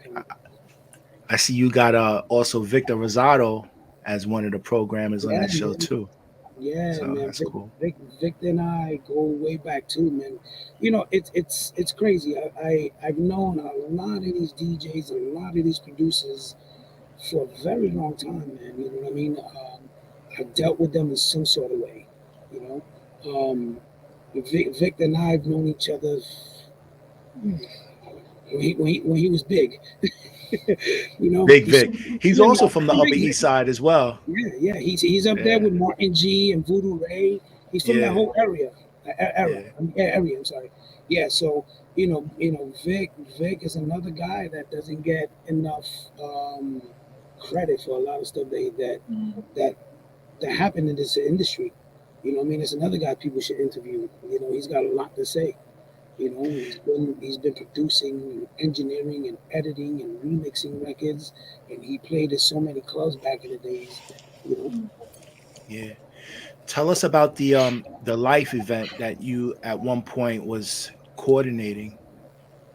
Oh, at Cielo. Um, Actually, I started with Luke Orbia at Cielo, and the party Mhm. used to be called Cultura, Culture, and we played all types of house music. You know, the culture, Okay. of course. You know, then we ended up going separate ways. You know, he had other things he couldn't commit, so I ended up doing another one called Life, and I added Crivitt Mark. You know, very nice guy, man. A great partner, good friend. Um, so we ended up doing Life, man, and the meaning of life is letting letting yourself find energy is the name is what it means. Letting yourself find energy, and that's what we brought to Cielo. That energy that people can come and get. You know, release your energy and retrieve energy. You know what I mean? So Hmm. that party, and was a really good party, man. I miss Cielo, man. I really miss Cielo. And after it closed, then I just shut down with Life, man. I just didn't want to do any more parties after a while. Yeah. But it seemed like you kind of partnered up with the Funkbox crew because you would do yours and then Funkbox Mm-hmm. right afterwards at Cielo. Yeah, and So that was cool. I gotta thank Voodoo Ray for that. You That know was what I mean? 'Cause creative. Because Voodoo Ray, yo, you know what, man? Voodoo Ray was the center of house music, bro. Voodoo Ray kept house music together, bro. I listen. There was so many parties happening in New York City, and I gotta give Voodoo Ray the biggest, most respect and props. May he rest in peace. Because now you don't hear that no more. You know, even before the pandemic. You know, Right. after he passed away, things weren't the same. Mhm. He kind of glued everything together when it True. came to house music. You know what I mean? You know, people. He was lovable. You know what I Mhm. mean? He's an Aries like me, bro. You know what I mean? So Voodoo Ray started the Tea Party, and then that kind of died out. And then Jody, that used to do what's the name of that party in the city? The Shadow nightclub was managing, and then she had asked me if I wanted to do a Sunday party after he stopped, and I'm like, sure, I don't mind doing it. And it works because it's Funkbox, Tony Touch. It worked hand in hand. It was like the Hmm. opening for Funkbox. So the people that was there, they stayed for Funkbox. So he already would have some sort of a crowd, but Funkbox was was big. Being Yeah. a part of Funkbox, and if you was one of those DJs that he always booked, you were good. Because Tony just don't book any DJs. Yeah. I mean, speaking of Voodoo Ray, I mean, he was able to merge or keep the scene vibrant by bringing in young blood. Like, you know what I'm saying? Like the younger audience, he's able to help keep that alive. So it doesn't just end with a certain generation. He was able to keep it moving, and I'm glad he was able to do that before he transitioned because He you kept it see fresh. that coming. Yeah. Yeah, he kept it fresh, man. Everybody. He kept the. You know what? That young dancing crowd used to come. Not the old heads that Mhm. like us, right? The us heads. Oh, you the us heads. Man, put it down. The next thing you know, oh man, my back hurt. I gotta go get some Ben Gay. Get the B powder, man. Ben Gay, you got the wrong B, yo. Yeah, so he kept it young. Wrong aisle, man. Ben Gay. Yeah. I'll go out Florida or I'll Colorado, one of those two. But yeah, he kept it young, man. He kept it young, man. You know, Voodoo Ray kept it young. Even in Miami, bro. You know, the parties, everybody wanted Voodoo Ray to be a host because he was just that dude. You know, hosting the parties. You're a funny guy, bro. You know, if you didn't know, if the people who knew Voodoo Ray knew that once you hang out with him, it's all laughter from beginning to end. You know what I mean? So Voodoo Ray, man, rest in peace. I love you, bro. Yes. And he's definitely missed. He's definitely missed, man. He is what I call house music. You know what I mean? Because he kept house music there, man. Everything was different. You know? Yeah, man. Yo, Duce. Best memories at your DJ gig or in a studio session. Okay. Best DJ gig is when I played with Louis in Italy. Wow. It was a place called Cromi. I just came in as a quick guest. But that moment when the thing opened up, the dome opened up, and you see nothing but, I don't know, 8,000 Italians dancing to our music. You know what I mean? That's one memory that I will never forget. You know what I mean? And one studio session that I will never forget is when we did Club Artists Unite. There's a house record called Swing Low, Sweet Chariot. May he rest in peace, George Mena, that played.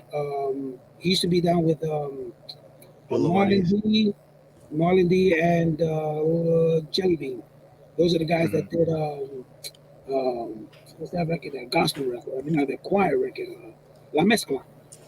So may he rest in peace. So George, you know, him, you know, on the keys, having Susu, having Kenny, having Jasmina, having everybody that was in house music was in that studio that day. Even I was gonna say Bobby and Steve, but not Bobby and Steve.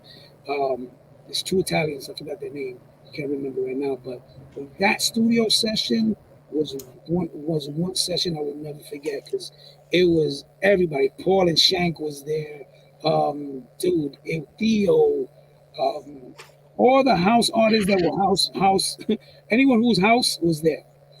That session, I wish I had it recorded live. It was just an amazing, bro. If you can find that record, Swing Low, Sweet Chariot, you once you listen to it, you're gonna feel what I felt that day because that record was just out of control. Out of control. If I find it, I'll send it to you. Bet. Do you feel like you get your just due your recognition from like your peers and the audience? Yeah, I do. At this point, you know, I think my recognition speaks for itself at this point. You know, thanks to some of the peers. You know, and it's a great feeling because, you know, again, I've been at it for 41 years. No, 41 years.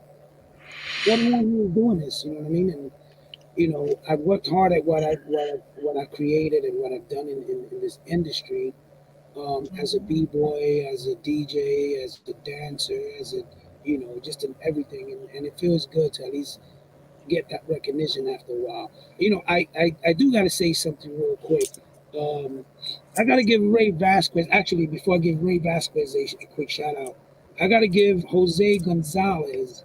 He does a lot of graphics for a lot of people in the industry, like, you know, Louis and Affected. He does a lot of the artwork.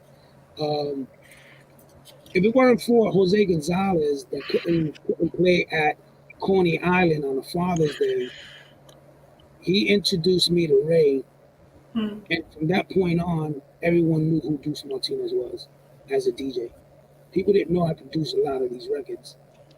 But that one Father's Day that I played at, huh? That was big.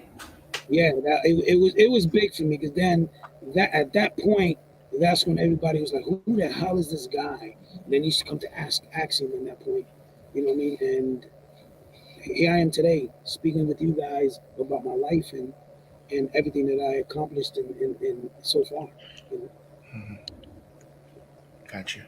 What's your ritual before you begin a gig? Um, I don't have one. You know, I just go in with a positive attitude.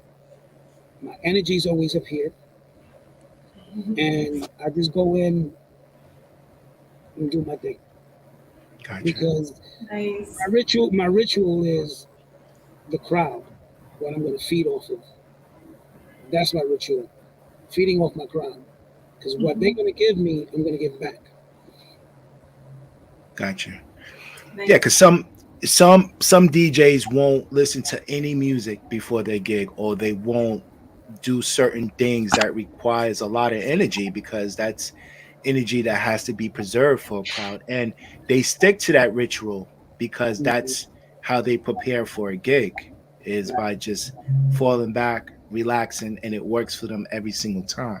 Shoot, You not know. me. I listen to everything. I listen to salsa my way. I listen to hip hop. I listen to house music. I'm like, oh, yeah! Okay, that's it.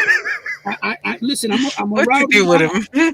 I'm rowdy. And listen. I'm telling you, I don't. I am me. I'm just full of energy. It doesn't matter what I'm doing, what I'm listening to at the time. When I'm there, I'm gonna give you my show. I'm gonna give you a show. That's it. You know what I mean? That's just Gotcha. me. You know, I love people. I love people. I love to see people in the booth with me. I don't mind if there's 10 people in the booth. That doesn't bother me. That does not bother me at all. I don't care who's Mm, behind me, who's inside of me, who's in front of me. Just come and have a good time with me. Come on, bring yourself. Because if I'm gonna see you dance next to me, oh, I'm doing a good job. You know what I mean? So I don't have any ritual. I just go in with a positive attitude and great energy. And once I'm in and I get that energy from everybody else, that's it, man. So it's that. gotcha. But I listen to What? everything before my gig. Gotcha. What do you know now about the music business that you didn't know before? Um, right now, the way it is, talking about right now, the way it is, it's cutthroat. How Simple. come you say that? It's worse than back then. If it was cutthroat then, it's 100% cutthroat now. Now the music industry is not what it used to be. At least it used to make money. Used to make money. Listen, I used to do remixes for $5,000, $6,000, $8,000, $2,000, whatever it was. I'd be lucky if somebody said, "Yo, I'm gonna give you $500 for a remix." I'm like, "No, I'm not doing it. It's No okay." way. I swear to God, it's not the same anymore. I mean, listen, Wow, I'm that's pretty sure. crazy. Yeah, I'm pretty sure our peers get whatever they get, but they're not. I'm gonna assume that they're not getting the type of money that they used to get back in the '90s. '90s, bro, money was all over the place. Today, this industry is not what it used to be. I mean, listen, I when I produce records just for the hell of it, and I just give them out. I don't care about the money because at the end of it, if the music is good and they like it, and the more they play it, the more you get gigs, right? That's what we're looking for, right? Will Yeah. you want to put music to get gigs either here or overseas. So I kind of use my music as a business card now. But do you feel it's cutthroat because you don't get the money that you feel you should receive because of your service, or you feel it's other people's attitudes that makes it Um, cutthroat and the decisions that they make? I think it's both. It's the attitude, and I'm not getting what I deserve. If you've been doing this for 51 something years or 41 something years, I mean, listen, I'm talking about entertainment itself, not just over producing. Man, I want to get paid what I deserve, not just nickel and dimey. You know what I mean? And also the attitudes of some of the people. You're just like, look, it is what it is. It's not that serious. You know what I mean? Now you talk about the 90s. Yeah, it was serious in the 90s and early 2000s because there was money. There was money. There was gigs. In Miami was insane. You know, you used to go to Fontainebleau and, you know, Macho was there. You know, all the greatest of the greatest was there having a good time, Yes. drinking and going to like the Warsaw, the Cameo, the this. All the clothes was like this. Now, what happened to it? Everybody's in cliques. Everybody's in But cliques. Deuce, do you think when you look over your 41 years, because I've been around here too, the same amount of time. Do you think, even though the loaf is smaller, that the reason why you feel that cutthroat vibe is because now, after 41 years, you're wiser than you were 41 years ago? Because when 41 years ago, everybody was hungry, and it was a plethora of places to go, do, make money, be here, everything. Now, since the loaf is smaller, and a lot of the OGs are more wiser when it comes to doing contracts, when it comes to my cut and all of that. Do you think that has to contribute to it? Because I think I'm sorry, again. I'm thinking like when all of us was younger, everybody was hungry. So $5, $10, $100. Somebody said $500 to you in the '80s. You would have ran out your house without your underwear. The day they say that to you, being an OG, knowing you've been given raw deals and stuff like that, they can't even bring that to your table now. Yeah, I mean, so a lot of it has to do with you being wiser, I think. Yeah, I mean, it definitely is me being wiser, but at the same time, I'm in a whole new different mindset at this point. You know, where I'm not into really making music as much as I used to. I'm more into the promotion, the promoting, being a promoter, or the promoter's cap is where I'm at this point. You know what I mean? And after 10 years of watching the industry go from here to here, going down, I'm like, okay, so what's next? What's next? Am I gonna be 65 years old, 60 years old, still trying to do it? No, I'm not doing that. It's time for me to move on to something bigger and better, where I know that if I do something like for instance, this concert that I'm doing at NJPAC, that's my first promoting gig at that stature. That's where I'm at. That level. Yeah. I mean, I've got like house, freestyle, classics, and hip hop. I'm doing something different, and this is probably why the reason I feel the way I feel, because I think I reached my cap in this industry. To me, you know what I mean? Where again, I'm not producing records like I used to, because I'm not feeling it like I used to anymore. But I can play my ass off. I'll play a Will Milton record like a motherfucker. Excuse my language.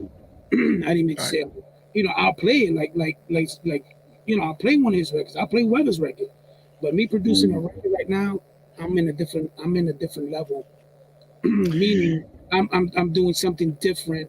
I want to branch off and do something different.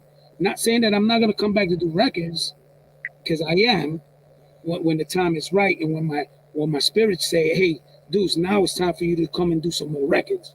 Okay, let's do that, and let's get new artists at the same time, and not get the same artists that we've been using, which they're amazing. I'm not taking anything from them, but at some point we have to start introducing music to the younger generation and get new young artists to bring the house music back into what it used to be.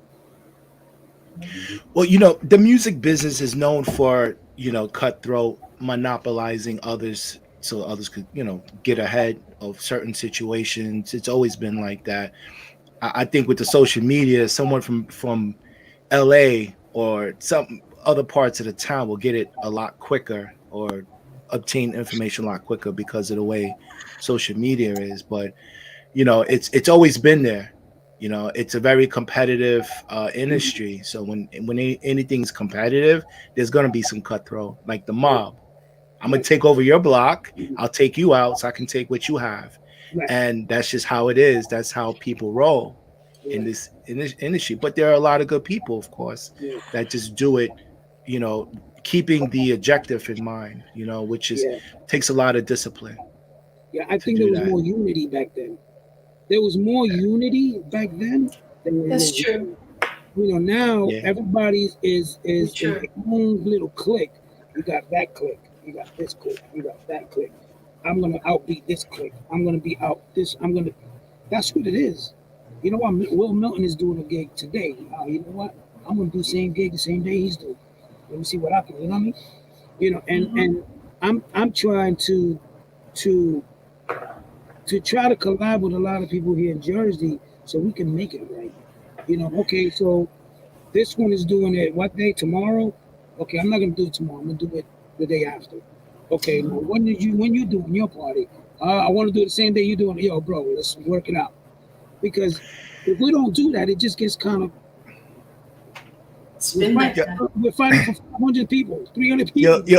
Yo, Duce, I'm glad you mentioned that because I read somewhere like on a news feed on Facebook where people were complaining, right, about promoting an event that's taking place in July. But I'm like, it's smart to do that because you got to fit in where you can because we're not communicating. Because when I say, yo, dude, I got this date. What date do you have? So you got to put it out there in advance. So at least hoping that nobody's going to take that date. Right. Way in advance because we don't know how people are moving. So, you know, I read something like that and it made me think about it. I think it's only right that you do that now because of the way it is. You have more event coordinators, more promoters now than ever. Mm-hmm. So I'm like, where'd you come from? Where'd that person come from? So it's like you got to put it out there before somebody take it. Yeah, but you put it out there, and as soon as you put it out there, the same other person that they can say, you know, I'm gonna do it the same day. Yeah. That's because these days the whole genre has no decorum or no respect for people's time and schedules. Back in the day, you had a date, a day, a time frame. Even if you had the same date, you didn't have the same time. We dealing with the same group of people. How many ways can you split those people? If you don't do a respectable date and time check with other people, you end up spreading the group so thin that nobody is getting nothing. Right. And it's all because of disrespect or like for other people's schedules. If somebody put something in May and they got the date and the time, there was a time everybody knew that and nobody would go for that date and time. Absolutely. But today, you can have one person put something in May and everybody knows about it because it's far out in advance. And then within a week or two, 3 other people done went with the same date.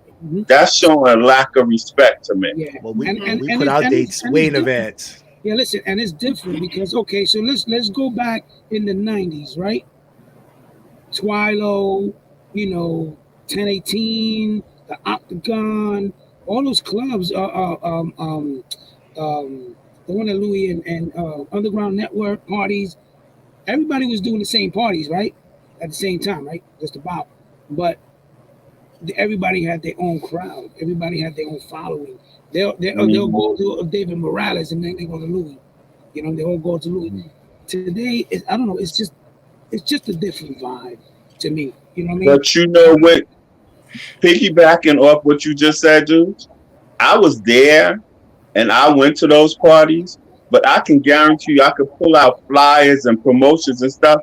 They scheduled those parties so that I used to go from state to state to party because I could schedule. If I went to a Duce party and it was from 7 to 12, and then I could leave there and I could go to Will's party from 11 to 6. They would schedule like that space. where you could. We used to leave Midtown 43 on 43rd Street, right over there by Bonds. Walk across town to Better Days, which was only like 4 blocks and 2 blocks over and 4 blocks up, and be at one party. That party was over, and the other party was just an hour started and go. See, they used to break the time up. Now everybody gets the same. I don't mind the days, but everybody got the same time frame too. Yeah, so I mean, listen, look, perfect example. My Friday nights in Newark, right? I'm gonna put it out there. Will you come into play? All right. You better come. I swear to God, I'm gonna cut the moño. See now this picture here, that's Kevin. That's Kevin Hedge. He closed out the last. Yeah, that's Kevin Hedge right there, and he closed out the 2019 library sessions that myself and Adam Cruz was doing, and D-Wide, of course.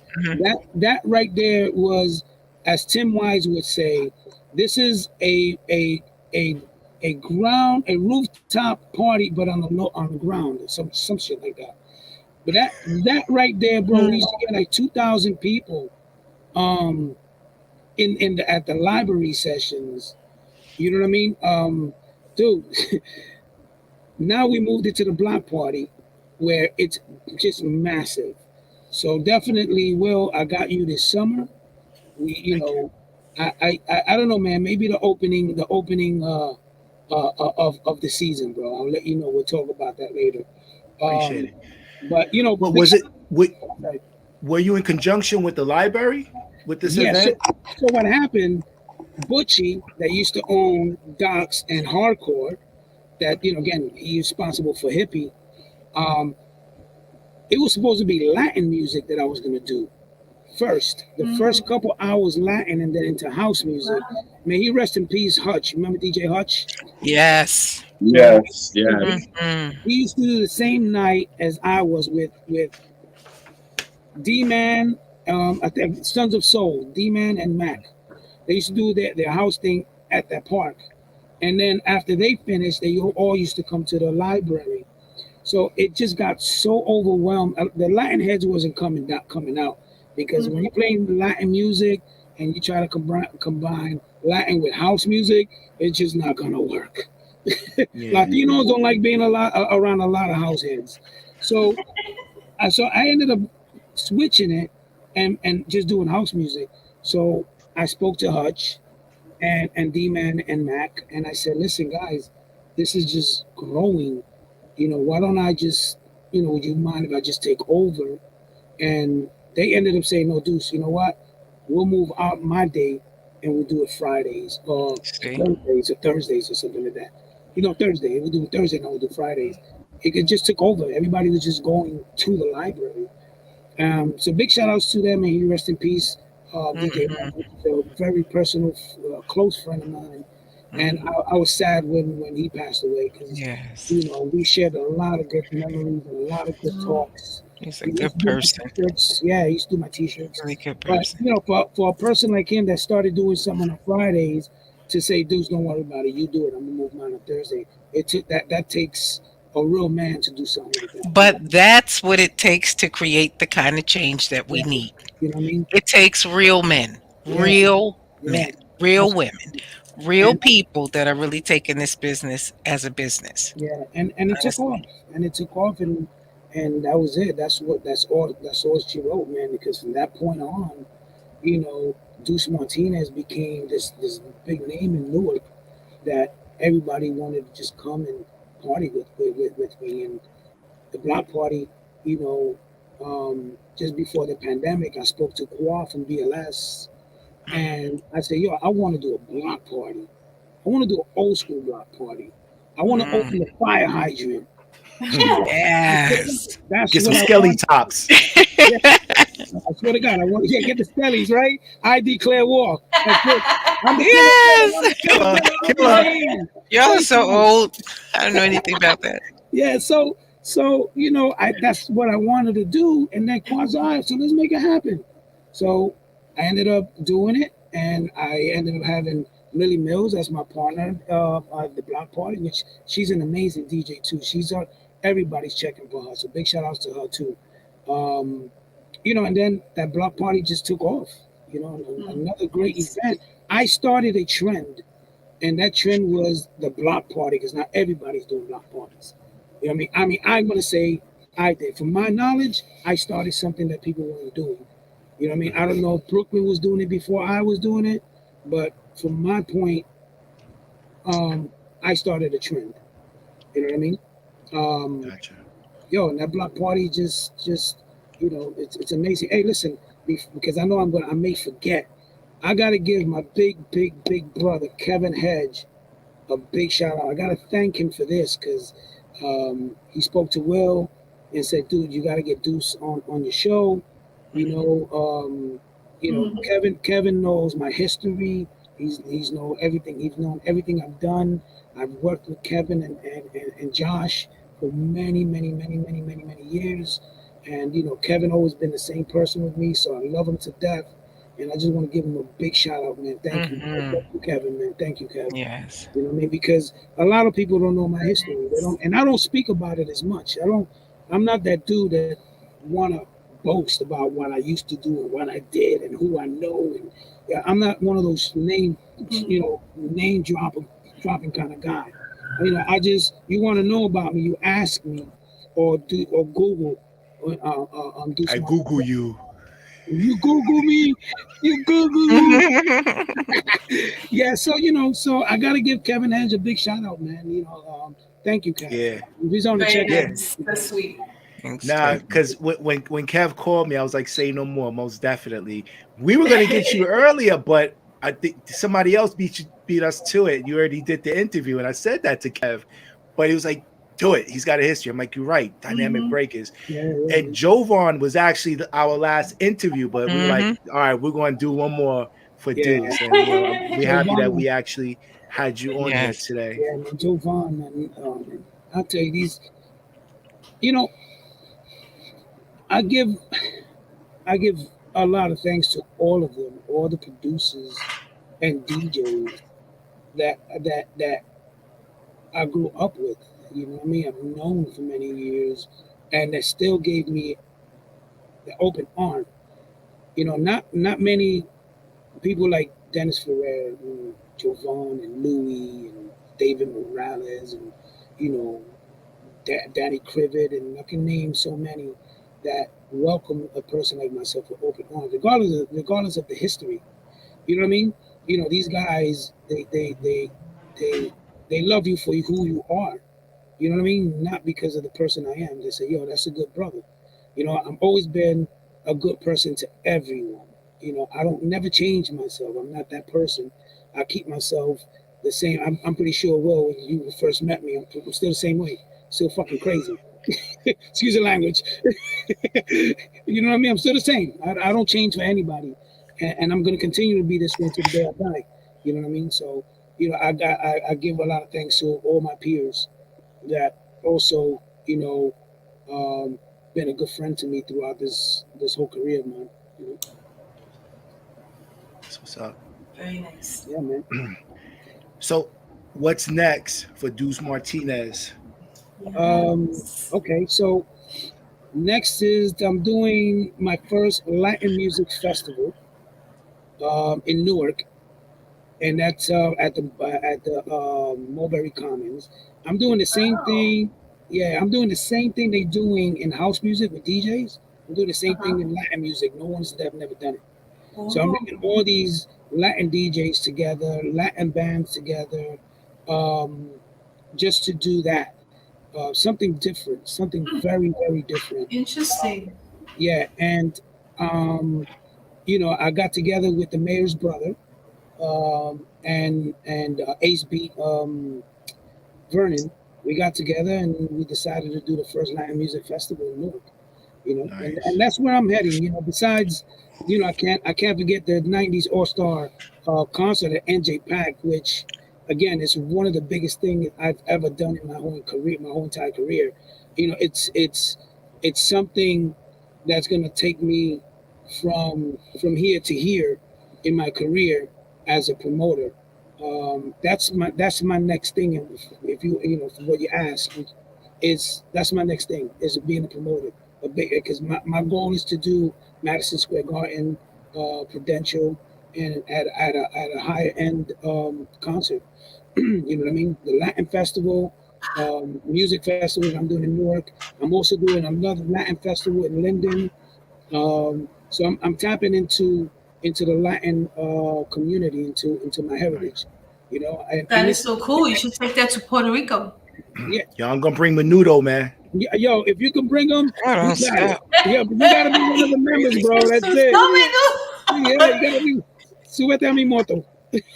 Just go. Yeah, We'll bro. get them for you, okay? Because he loves There you go. Menudo. I'll bring Really, them. you do? They're You gonna do? bring. They're gonna bring their jelly jackets and everything, Man, man. man, really, bro? You really like them, bro?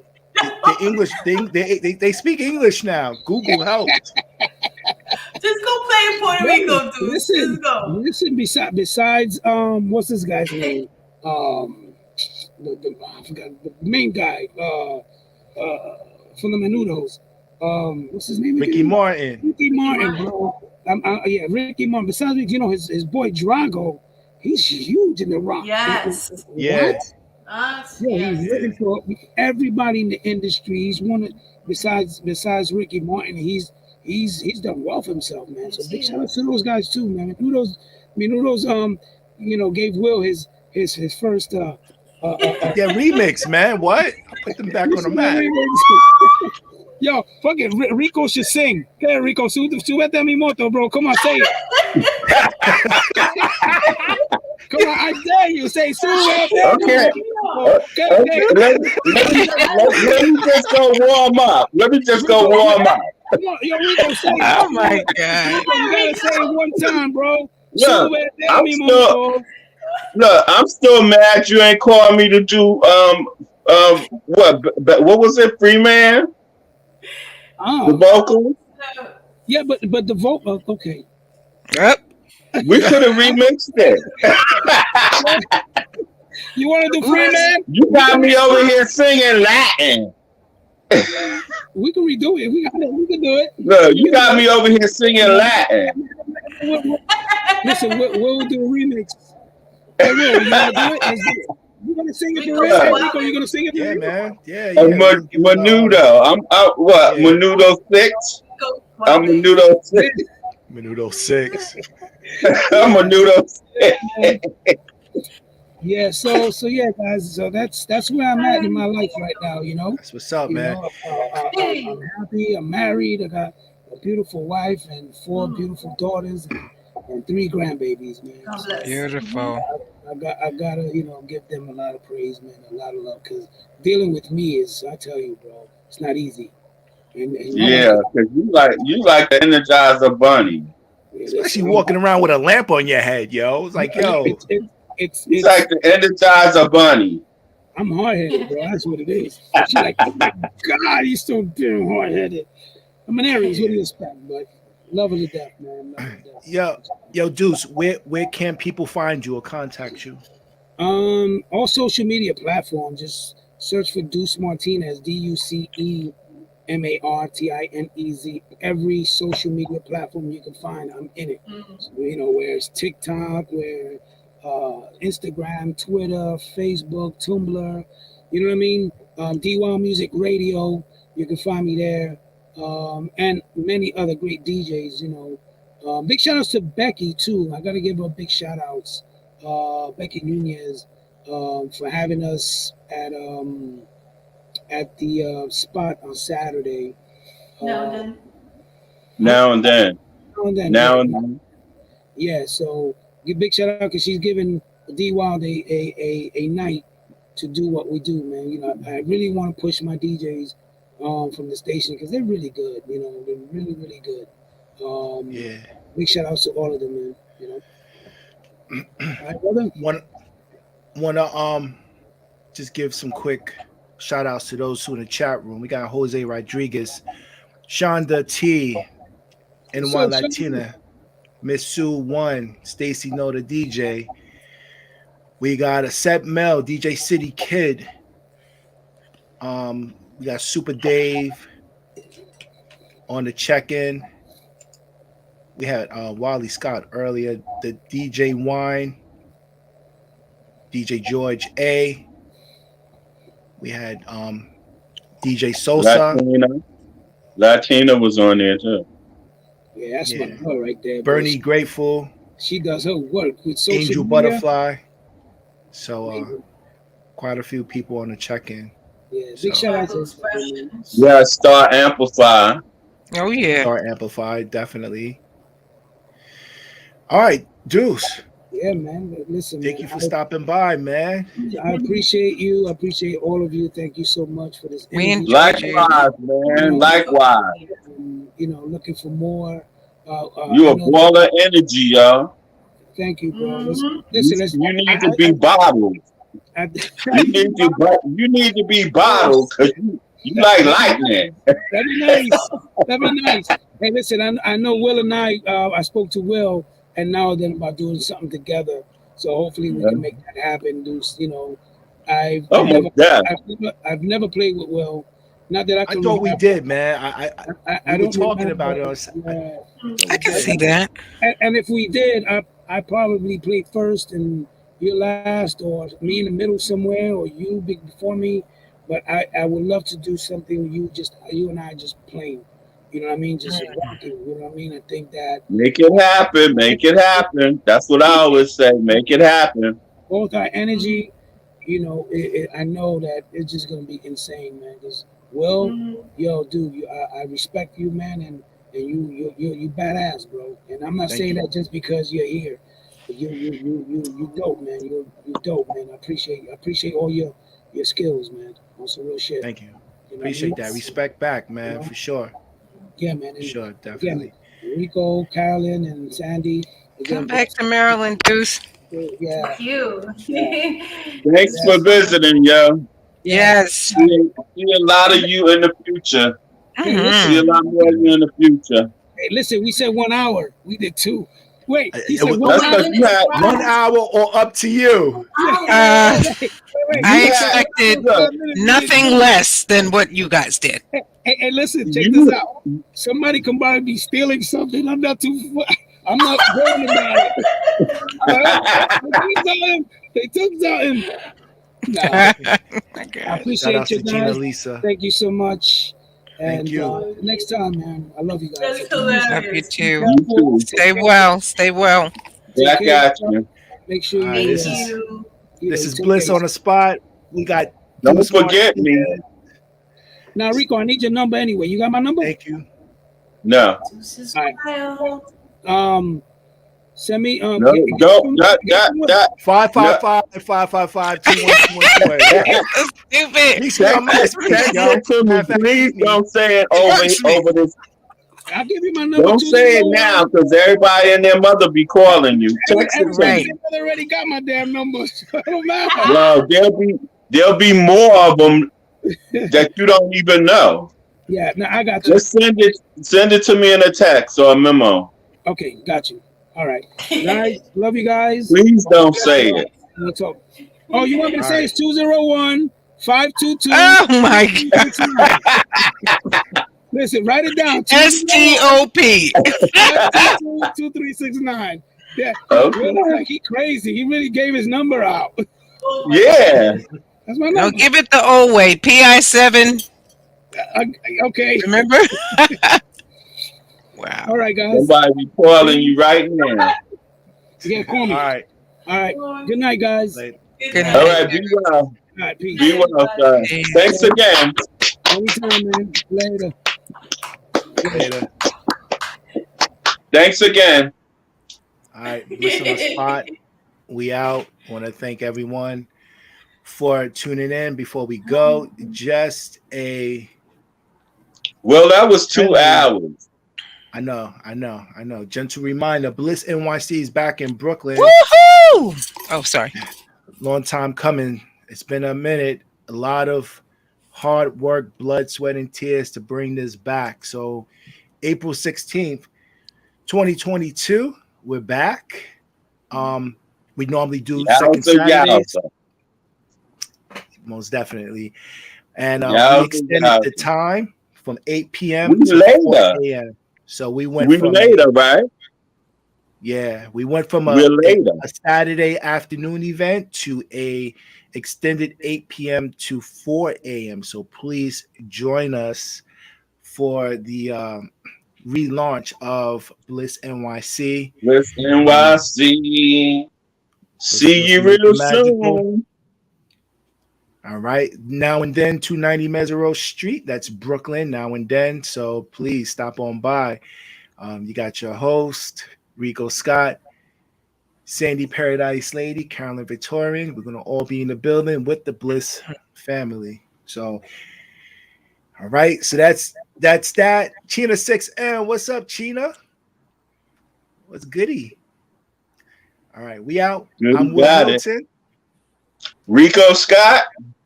Sandy Paradiselady. Carolyn Victorian. And we out, y'all. Take care. Good night.